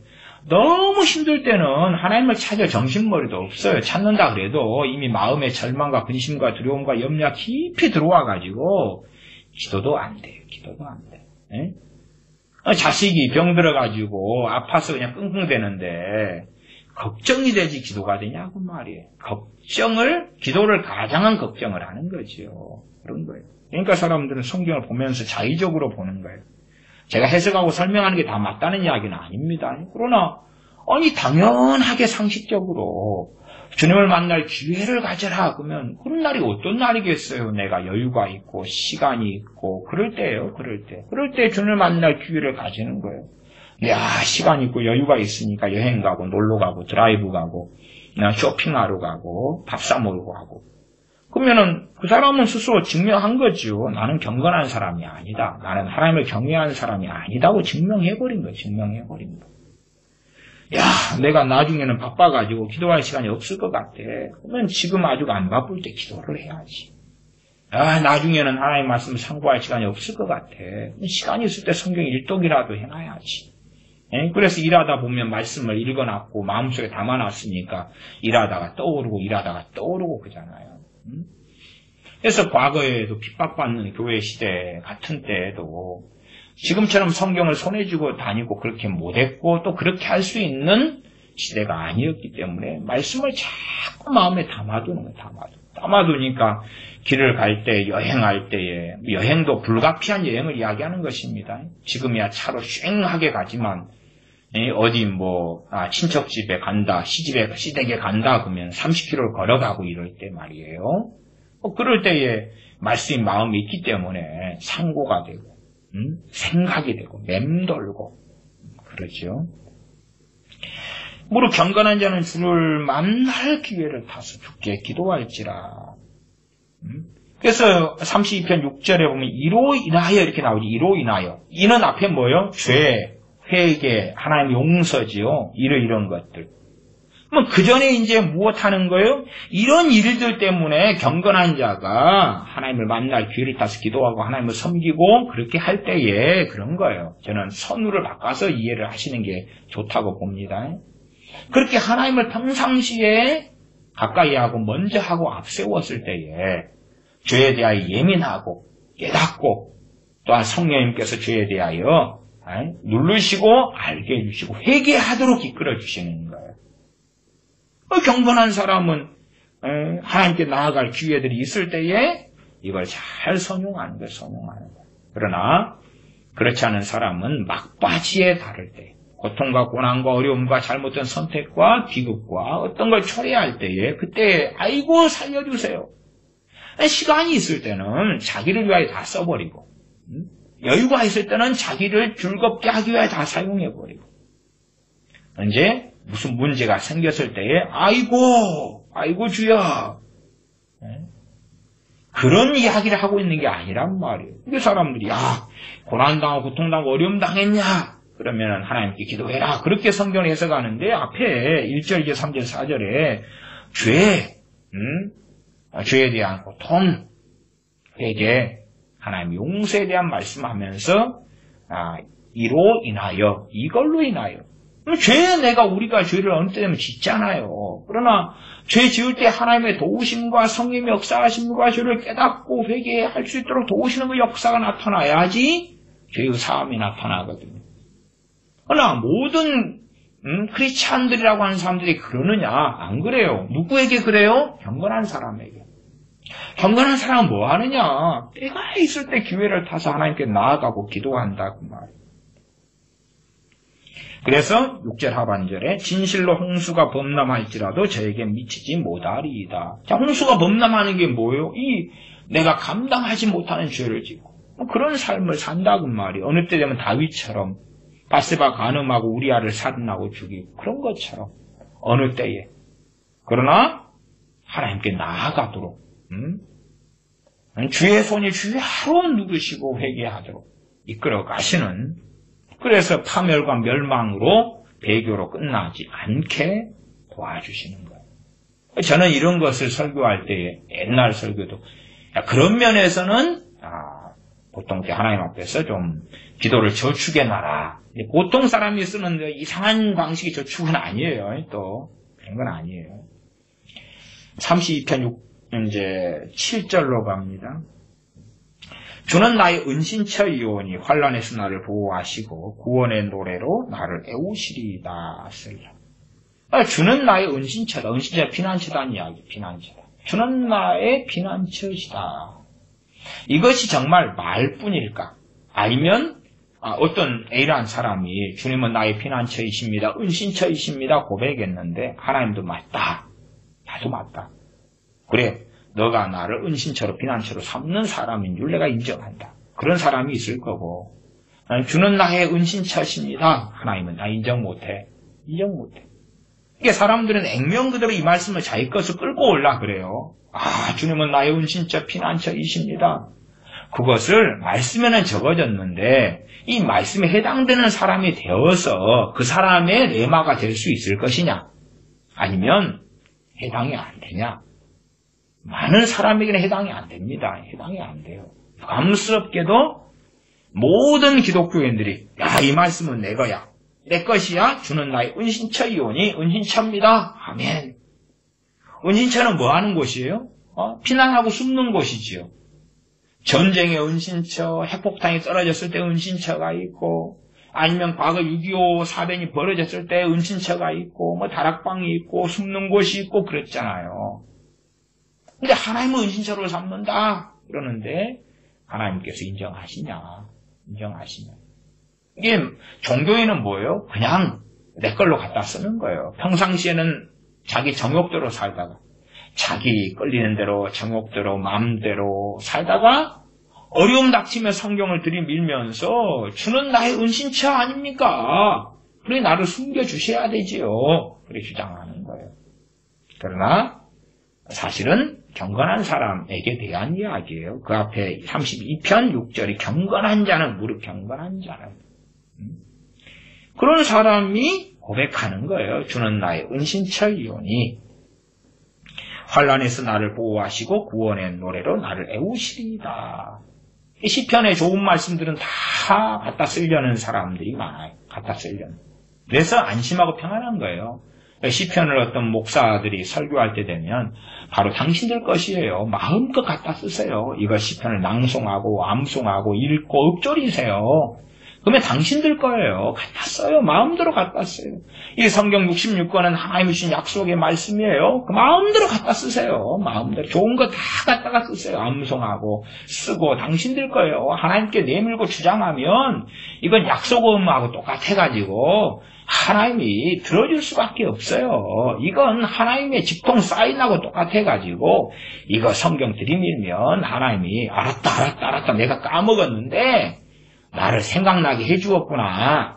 알았다. 내가 다 지켜주마. 그럴 거라고 이 잡사들이, 잡부흥사들이 설교해 왔던 거예요. 거짓말입니다. 거짓말. 8절 내가 너의 갈 길을 가르쳐 보이고 너를 주목하여 훈계하리로다. 9절 보겠습니다. 9절은 너희는 무지한 말이나 노새같이 되지 말지어다. 그것들은 자갈과 굴레로 단속하지 아니하면 너희에게 가까이 오지 아니하리로다. 말이나 노새는 자갈이나 굴레를 씌워가지고 이제 말이나 노새를 탄 사람 혹은 주인이 이리 가자 저리 가자 그렇게 하지요. 그러지 자갈이나 굴레를 씌우지도 않고 말이나 노새한테 어디로 가자. 그러면은 주인 마음 알아서 가는 게 아니라고 말이에요. 또 자갈이나 굴레 안 씌우고 가려면 말이나 노새가 도망가죠. 울타리를 쳐놨으니까 그나마 막혀서 못 도망가고 길을 조금 들여놨으니까. 그러나 길을 들여놨다 해서 말이나 노새가 이 재갈이나 굴레를 씌워가지고 이리저리 이끌어야지 가는 거예요. 이끌어야지. 그렇지 않으면 어디로 가겠어요. 혹은 좀 길이 잘 들였다 해도 항상 가는 길만 가려고 그러죠. 그럼 목적지가 항상 같을 수는 없잖아요. 그러니 너희는 그것을 무지한 마르나 노새다. 무지한 마르나 노새같이 되지 말지어다. 무지한 마르나 노새처럼 되지 말지어다. 그래서 정말 무지한 말이나 노새 같은 크리스찬들이 너무 많지. 땅의 백성들, 유대인들 너무 많았던 거예요. 그래서 하나님 말씀이 있는데 말씀이 있으면 듣고 지혜와 명철을 얻고 순종하고 살면 되잖아요. 그러나 평상시에 자기 마음대로 살아요. 마음대로 살다가 이제 무엇이 임하기를 원해? 계시가 임하기를 원해. 계시가. 말씀해 주세요. 성경 66권으로 말씀해놔서 말씀을 가지고 묵상하고 상고하고 지혜와 명철을 얻어서 말씀을 따라 살면 되고 성령님께서 임하셨기 때문에 성령님의 인도하심과 감동을 따라서 또한 말씀을 기준으로 진리의 영이신 성령님께 조명하신 말씀을 기준으로 이렇게 살아가면 되는데 평상시에 마르나 노새처럼 무지한 마르나 노새처럼 방목하고 방만하게 살면서 하나님 당신께서 내게 계시해 주시면 내가 따를게요. 그러기 전까지 나는 자유입니다. 오 자유가 나는 찾아왔어요. 꿈이나 환상으로 뭘 하라 그러면 내가 좀 해볼 마음은 있어요. 그러나 나는 성경 없는 사람, 진리 없는 사람처럼 그냥 나는 살아가요. 말씀하소서. 그러면 내가 지켜볼 용의가 있어요. 말씀하소서. 내가 듣겠나이다. 그렇게 성경을 가져다 쓰거나 듣는 기도, 묻는 기도를 가져다 쓰는 사람들이 얼마나 많은가. 그래서 무지한 마르나 노새, 무지하다 그러니까 지혜가 없다, 총명이 없다, 명철이 없다. 성령님은 지혜와 계시의 영, 지혜가 먼저 나왔죠. 지혜와 총명, 지혜와 명철. 그러나 무지하다 그 말, 무지해. 그래 마르나 노새 같은 경우는 이리저리 끌고 가야지만이 따라가는 거예요. 끌고 가야지만 스스로 말씀에 따라 지혜롭게 살아가지 못하는 거예요. 이리 가자, 저리 가고. 그것도 고삐를 가지고 재갈을 먹이고 굴레를 씌워가지고 이리 가자 저리 가자 해야지 가는 거예요. 뭐 정말로 잘해봐야 항상 왔던 한 길만은 다닐 수 있겠죠. 항상 정말 익숙하게. 그러나 주인의 상황이 지금 이런 상황이네. 그렇기 때문에 이 주인이 평상시에 저리 가는 길이 아니고 저쪽으로 가야 되는 상황인 모양이야. 지금 주인 이야기를 들어보니까 저 주인이 지금 장모님이 아프다네. 그럼 내가 이 주인을 신고 지금 처가댁으로 좀 달려가야 되는 상황이구나. 말이 알겠냐 그 말, 노새가 알겠냐 그 말이 무지하지. 무지해. 그래서 무지한 말이나 노새같이 되지 말아라 그 말은 지혜가 없고 무식하고 분별력이 없고 그래서 그냥 재갈을 물려가지고 그래서 원하는 게 내가 무지한 말이나 노새처럼 되었기 때문에 하나님 음성 듣기가 유행하는 거예요. 자, 재갈 먹여서 나한테 시키세요 할게요. 아니, 성경 주었잖아. 성령님 보냈잖아. 아니, 그래도 시키세요. 이 계시로 시키세요. 계시로 직접 시키세요. 꿈이나 환상이나 애언이 없다는 이야기가 아니라 그 주객을 전도시키는 거예요. 전도시켜. 말씀의 자리에 애언이나 꿈이나 환상을 대체시키는 게 아니에요. 말하자면 말씀이 주인공이고 꿈이나 환상이나 애언은 변두리예요. 변두리. 돕는 거예요. 돕는 건데 그런데 이걸 바꿔버려. 꿈이나 환상이나 계시 같은 게 왜 필요하냐, 애언 같은 게 왜 필요하냐. 그러면 우리는 지금 현재를 살기 때문에 필요한 거예요. 현재를 살기 때문에. 그것도 성령님의 사역이죠. 성령님이 진리의 말씀을 가지고 살기 위하여 꿈이나 환상이나 애언 등을 통해 역사하시는 거예요. 그러나 성령님의 주된 사역은 꿈, 환상, 애언 같은 게 아니라 진리의 영이신 말씀 사역이에요. 성령님의 주된 사역은 내게 나타나지 않는데 꿈, 환상, 계시가 막 임하고 있다. 미혹이고 귀신한테 잡힌 거죠. 아니, 주가 말씀인데 성령이 진리의 영으로 임하셨는데 주가 말씀인데 근데 그 사람이 말씀을 가까이 하지도 않고 원하지도 않고 말씀을 깨달아가지도 않는데 성령님이 임재가 나타나고 있어. 환상이 지금 보이고 있어. 무슨 이야기겠어요? 미혹돼 버린 거죠. 한국에는 미혹된 사람이 너무 많습니다. 너무 많아요. 정말로 말씀 중심으로 살고 말씀을 가까이 하고 말씀을 중히 여기는 사람에게 성령님께서 꿈과 환상과 예언으로 역사하시는 거예요. 그래야지 주객을 안 바꾸고 다른 말씀 가운데 오히려 꿈과 환상과 예언이 와도 항상 꿈이 와도 꿈에 대한 해석이 필요한 거예요. 해석이. 환상이 와도 환상에 대한 해석이 필요한 거예요. 베드로 사도에게 하나님께서 두루마기의 환상을 보여주셨어요. 그것에 대하여 베드로 사도가 잘 이해하지 못했어. 왜 해석할 수 없었다고 말이에요. 나중에 이제 고넬료 본속에게 복음을 전하고 벌어지는 일 전체 상황을 본 다음에 해석이 가능했던 거예요. 그것처럼 꿈이나 환상이나 계시나 심지어 느부갓네살 왕이 꿈을 꾸죠. 또 바로 왕이 꿈을 꾸죠. 그럼 해석이 해요? 못해요? 못해요. 해석을 못해요. 다니엘 선지자가 혹은 요셉이 해석을 해주는 거예요. 그리고 그 해석에 동의하는 거죠. 그래서 꿈과 환상이나 뭐가 왔다 그러면은 항상 중요한 게 해석이에요. 해석. 그러나 자기 마음대로 해석해놓고 그것이 사옥 성령으로부터 왔다 그래도 자기 마음대로 해석해놓고 그 진리의 자리에 말씀의 자리에 집어넣는 사람들이 너무 많아졌어요. 그러면 결국은 말씀을 중시 여기지 않는 사람들에게 그러한 성령의 사역은 없는 거예요. 먼저 말씀을 중요시 여겨야지만이 그나마 그런 성령님께서 꿈과 환상 등을 통해서 말씀하시는 것이 증가돼 가는 게 맞는 거예요. 이제 내가 주님 영접하고 믿고 그랬을 때 꿈과 환상을 통해 뭔가를 조금 보여주셨을 수는 있다 그 말이에요. 저도 주님 영접하고 또 회개하고 성령 세례받고 그럴 때는 그걸 보여주셨어요. 그러나 그것이 계속되는 게 아니에요. 왜? 내가 말씀 속에 들어오기를 원하시기 때문에. 그렇지 않고 꿈과 환상을 계속 보여주시면 주객을 내가 바꿔버리는 거예요. 왜 영적 어린아이가 왜 안 바꾸겠냐고 말이에요. 눈에 보이는 것이 중요하니까. 들리는 것이 중요하니까. 다시 시간이 흘러서 말씀 중심으로 돌아오고 영적으로 성장해가고 성숙해 갔을 때에 이제 꿈과 환상이나 은사들을 통해 성령이 역사하시는 거예요. 그러니까 말씀 중심으로 섰기 때문에 사람들은 그러나 하나님 말씀, 66권 일독하기도 어렵고 알기도 어려운데 이것보다는 꿈과 환상이나 계시나 예언을 통해서 말씀하세요. 이건 내가 어떻게 살아야 될지 이 성경 66권 이걸 가지고 내가 어떻게 들다 봐서 깝깝하게 다 알겠어요 이걸. 오늘 살아가는 내게 큐티를 가지고 뜯어붙이고 이거 어떻게 하겠어요.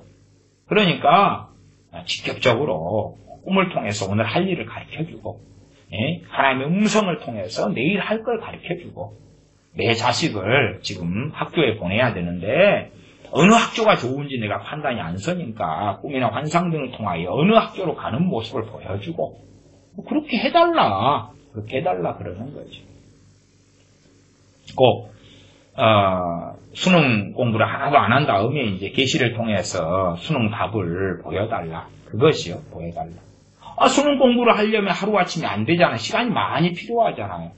그러나 시험지에 딱 써가지고 내내 놀고 자빠져 놀고 게임하고 드라마 보고 연속극 보고 살다가 이제 수능을 딱 봤을 때 말씀하세요. 1번 몇 번입니까?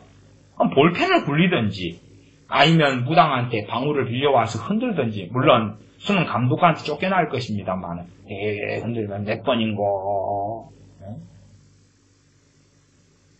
볼펜도 돌리려면은 그 똑딱똑딱 문안 볼펜 같은 경우는 그걸 빼내야지 잘 돌아갑니다. 괜히 그걸 집어넣고 나면은 이 틀린 번호가 자꾸 걸릴 수가 있어요. 빼낸 다음에 번호를 잘 써가지고 확률적으로 잘 써가지고 잘 굴리시고 그 다음에 아무리 문안 볼펜을 굴려도 주관식은 답을 안 해줘요. 문안의 볼펜이. 그러니까 자기 마음대로 살다가 왜 음성 듣기가 한국 교회에 유행합니까? 왜 계시받는 것 유행하냐 그 말이에요. 말씀에 무지하니까. 말씀을 통하여 성령 역사하시는 걸 받을 수 없으니까. 말씀에 관심이 없고 무지하고 알기 싫고 신학연수가 10년이다. 말씀에 무지해요. 20년이다. 말씀에 무지해요. 관심 없어요. 주님도 알잖아요. 내가 얼마나 바쁜지. 그러면 네 작년 휴가 때 뭐 했냐? 일본 여행 갔지요. 네 작년 그 빨간 연휴 많았을 때는 뭐 했냐? 친정 쳐가고 내가 얼마나 바쁜데 음식 만들고 부침개 만들고. 다 다 핑계거리, 변명거리, 합리화할 거리는 다 있죠. 전부 다 있어요. 전부 다 있어요. 아마 요즘 시대 여자들은 좀 변명하기는 좀 더 어려울 거예요. 왜 옛날처럼 그런 시대가 아니고 나무에다가 불때에서 밥하는 시대가 아니고 밥통이 다 해주고 밥솥이 다 해주고 전기 가스가 다 해주고 세탁기가 돌려주고 그러니까 과거의 세대보다는 더 변명할 거리는 많이 줄어들 것 같아요. 대신에 이제 아이고 주님 연속국볼 시간이 부족해가지고요 밀린 것 보니라고요. 주님과 시간을 못 보냈어요. 말씀에 대해서 내가 관심이 시간이 없어요. 시간이 그럴 수는 있겠지. 그러나 여행 가고 놀 건 또 다 노는 부분이 생기고야 말지. 계속 봅니다. 그래서 9절에 너희는 무지한 말이나 노새같이 되지 말지어다. 무지한 말이나 노새같이 됐기 때문에 주객을 전도시키는 거예요. 진리의 성령님께서 말씀 66권을 통해 역사하시는 게 아니라 꿈을 주세요. 환상을 주세요. 무를 주세요. 계시를 주세요. 예언을 주세요. 그래서 예언하는 신사도 애들을 좋아하는 거죠. 예언을 주세요. 그랬더니 막 예언을 해주는 거예요. 좋은 예언, 화려한 예언을 해주는 거예요. 그러니까 좋아하는 거죠. 말씀 몰라도 돼. 신사도 애들이 설교할 때 되면은 말씀 가지고 별로 안 해요. 지가 뭐 주님 찾아온 이야기, 계시받은 이야기, 뭔 이야기, 뭐 표정 이야기, 뭐 이야기. 물론 제가 신사도 제 친구들은 아닌데 집회에는 몇 차례 참석했지 아주 어마어마하게 참석하지는 않았기 때문에 다 보고는 모릅니다. 계속 읽습니다. 10절입니다. 10절 32편 10절 악인에게는 많은 슬픔이 있으나 여호와를 신뢰하는 자에게는 인자하심이 두루리로다. 이제 이 10절과 11절은 지금 다윗이 지금 선지자의 자리에서 말씀을 대언하는 거예요. 지금 앞에 있는 8절하고 9절은 하나님의 말씀을 대언하는 것이고, 그렇죠. 그 다음에 이것은 이제 선지자의 자리에 대언한다는 것은 설교하는 거다, 그 말. 설교하는 거. 그래서 설교하는 설교자나 이런 사람들이 성도 여러분 하나님을 경외하십시오. 그런 것처럼 이렇게 하는 거다, 그 말이에요. 시편도 여러분이 보시면 참 몇 가지로 이렇게 구분이 되는 선들이 많이 있어요.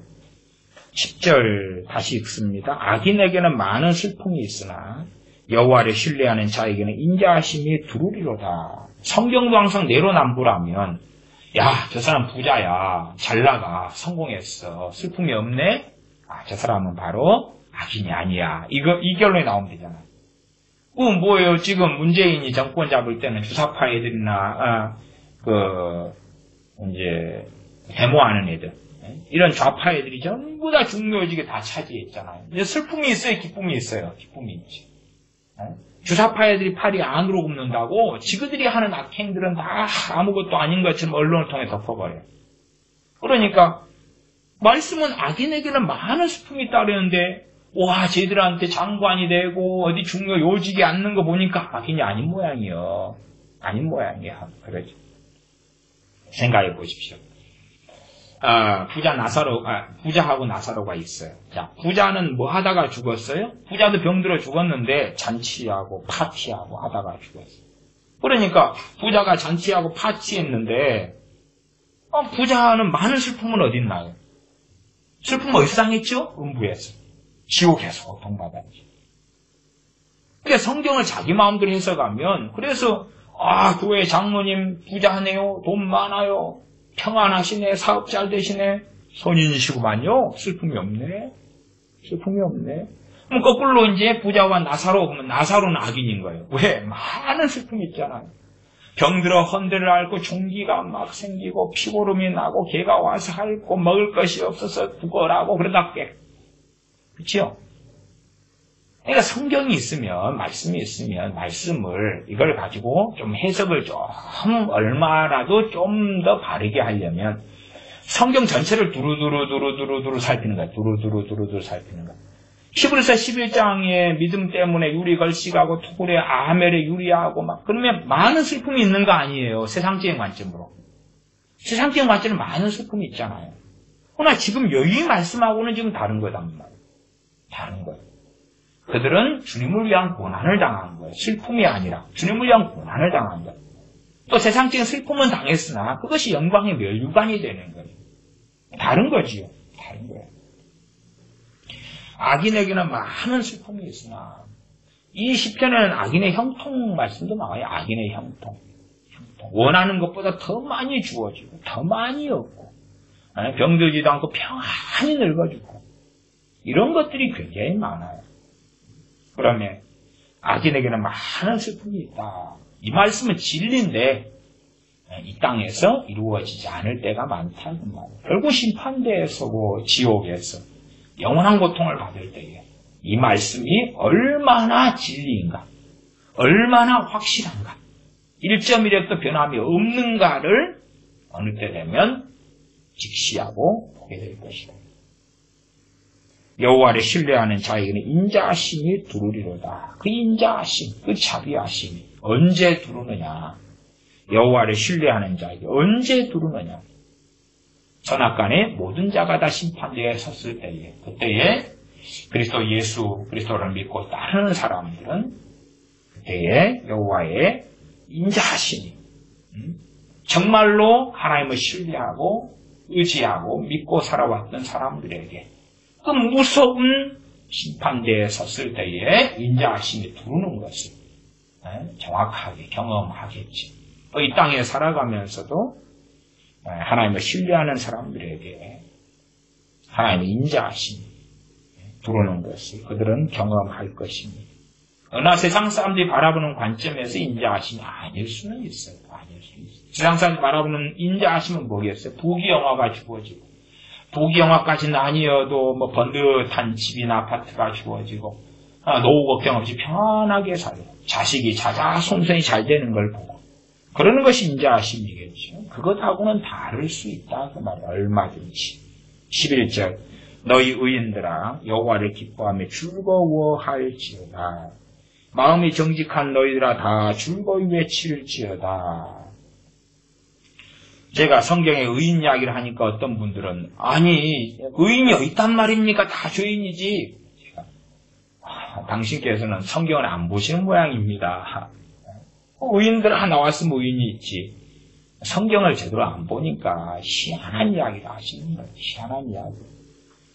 잠언 같은 경우도 핵심적인 것은 몇 가지가 있는데 그 중에 하나가 의인과 악인에 대한 메시지가 핵심적인 것에 속하는 거예요. 근데 성경을 안 보니까 33편 1절도 너희 의인들아 여호와를 즐거워하라. 그래서 성경의 의인들을 누구를 이야기하는 것입니까? 이게 다른 말로 바꾸면 하나님을 경외하는 사람의 의인이라는 거예요. 죄가 하나도 없는 사람이 아니고 하나님을 경외하는 사람, 하나님을 경외하는 사람. 이게 다윗같이 범죄하고 죄지어도 다시 회개하고 돌이키고 엎드리는 그런 사람. 하나님을 경외하는 사람들. 이 하나님을 신뢰하는 사람들. 그런 사람들. 죄가 있을 때 허물을, 죄를 아뢰고 자복하고 하나님께 엎드리는 사람들. 또한 기회가 있을 때, 주님을 만날 기회가 있을 때 주께 기도하며 하나님께 나아가는 그런 경건한 자, 또 의인을 이야기하는 거예요. 이제 완전 무결하고 아무 죄도 없는 그런 건 불가능한 것입니다. 그런 건 불가능해요. 노아도 하나님의 은혜를 입어가지고 이 의인의 삶을 살아갈 수 있었던 거예요. 우리가 욥기를 보시면 욥이 있고 욥의 세 친구가 있어요. 그러면 누가 평탄합니까? 욥의 세 친구가 평탄해요. 그러나 하나님은 누구 편에 서 있습니까? 욥의 편에 서 있어요. 거기서 볼 때, 우리 육의 눈으로 볼 때 욥이 잘못된 거예요. 비극과 환란을 초래하고 자식이 한나라씩 다 죽어버리고 재산을 다 잃어버리고 몸에는 비참한 질병이 와서 막 기와쪽하고 피고름이 흐르도록 긁어대야 되고 그러한 욥의 삶이라도 하나님께서는 욥을 옳다 하시는 거예요. 욥이 의인의 삶을 살았기 때문에 그러합니다. 욥기에도 보면 욥이 하나님의 원망도 하고 그렇죠. 욥도 완전 무결하고 흠이 없는 게 아니에요. 그래서 하나님께서 욥을 책망하시잖아요. 책망하시고. 그러나 욥은 의인이었다 그 말이에요. 완전 무결한 죄가 없는 사람이 아니야. 죄는 예수 그리스도의 보혈로만이 깨끗게 될 수 있어요. 믿음을 통하여 주님의 보혈이 주님의 십자가의 피가 역사하여 우리를 깨끗게 할 수 있는 거지.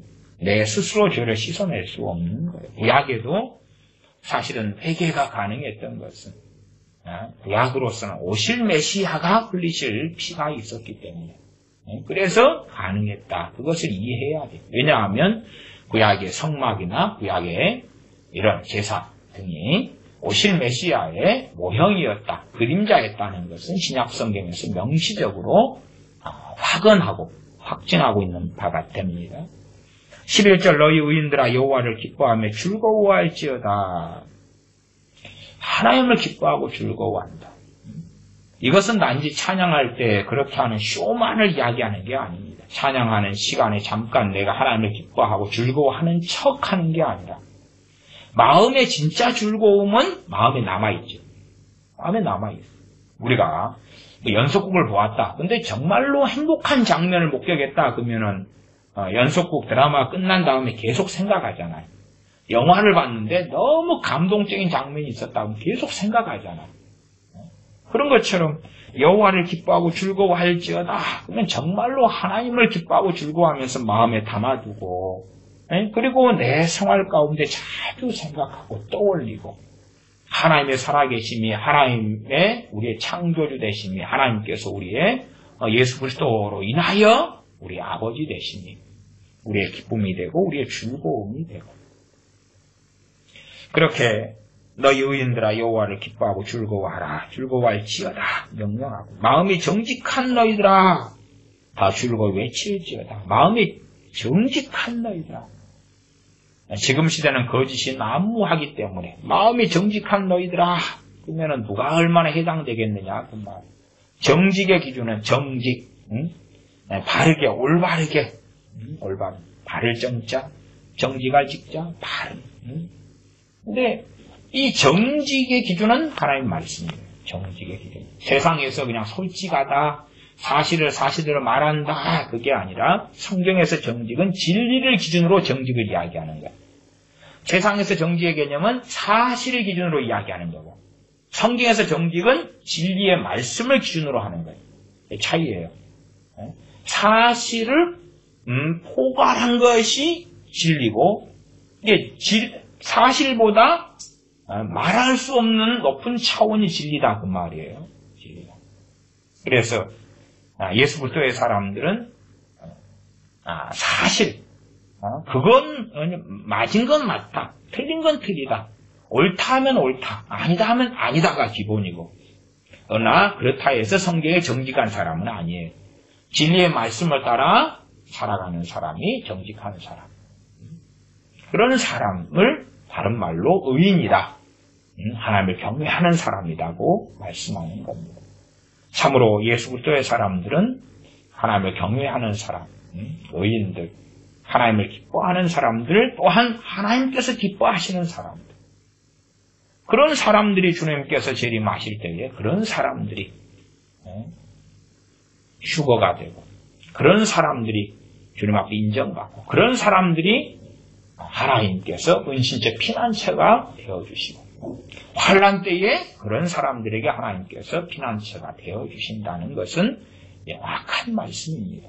기도하겠습니다.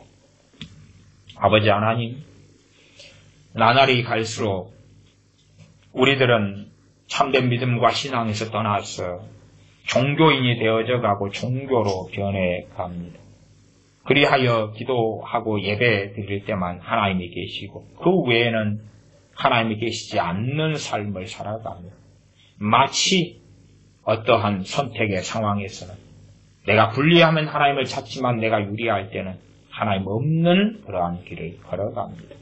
그렇게 우리가 무지한 마르나 노새처럼 변해버렸사온지 우리를 긍휼히 여겨주셔서 죄에 대하여 의에 대하여 심판에 대하여 알리시는 성령님의 사역이 우리에게 날마다 필요하온지 우리의 죄를 깨닫게 하시며 또한 회개케 하시며 우리를 깨끗하게 하여 주시옵소서. 우리 주 예수 그리스도 이름으로 기도하옵나이다.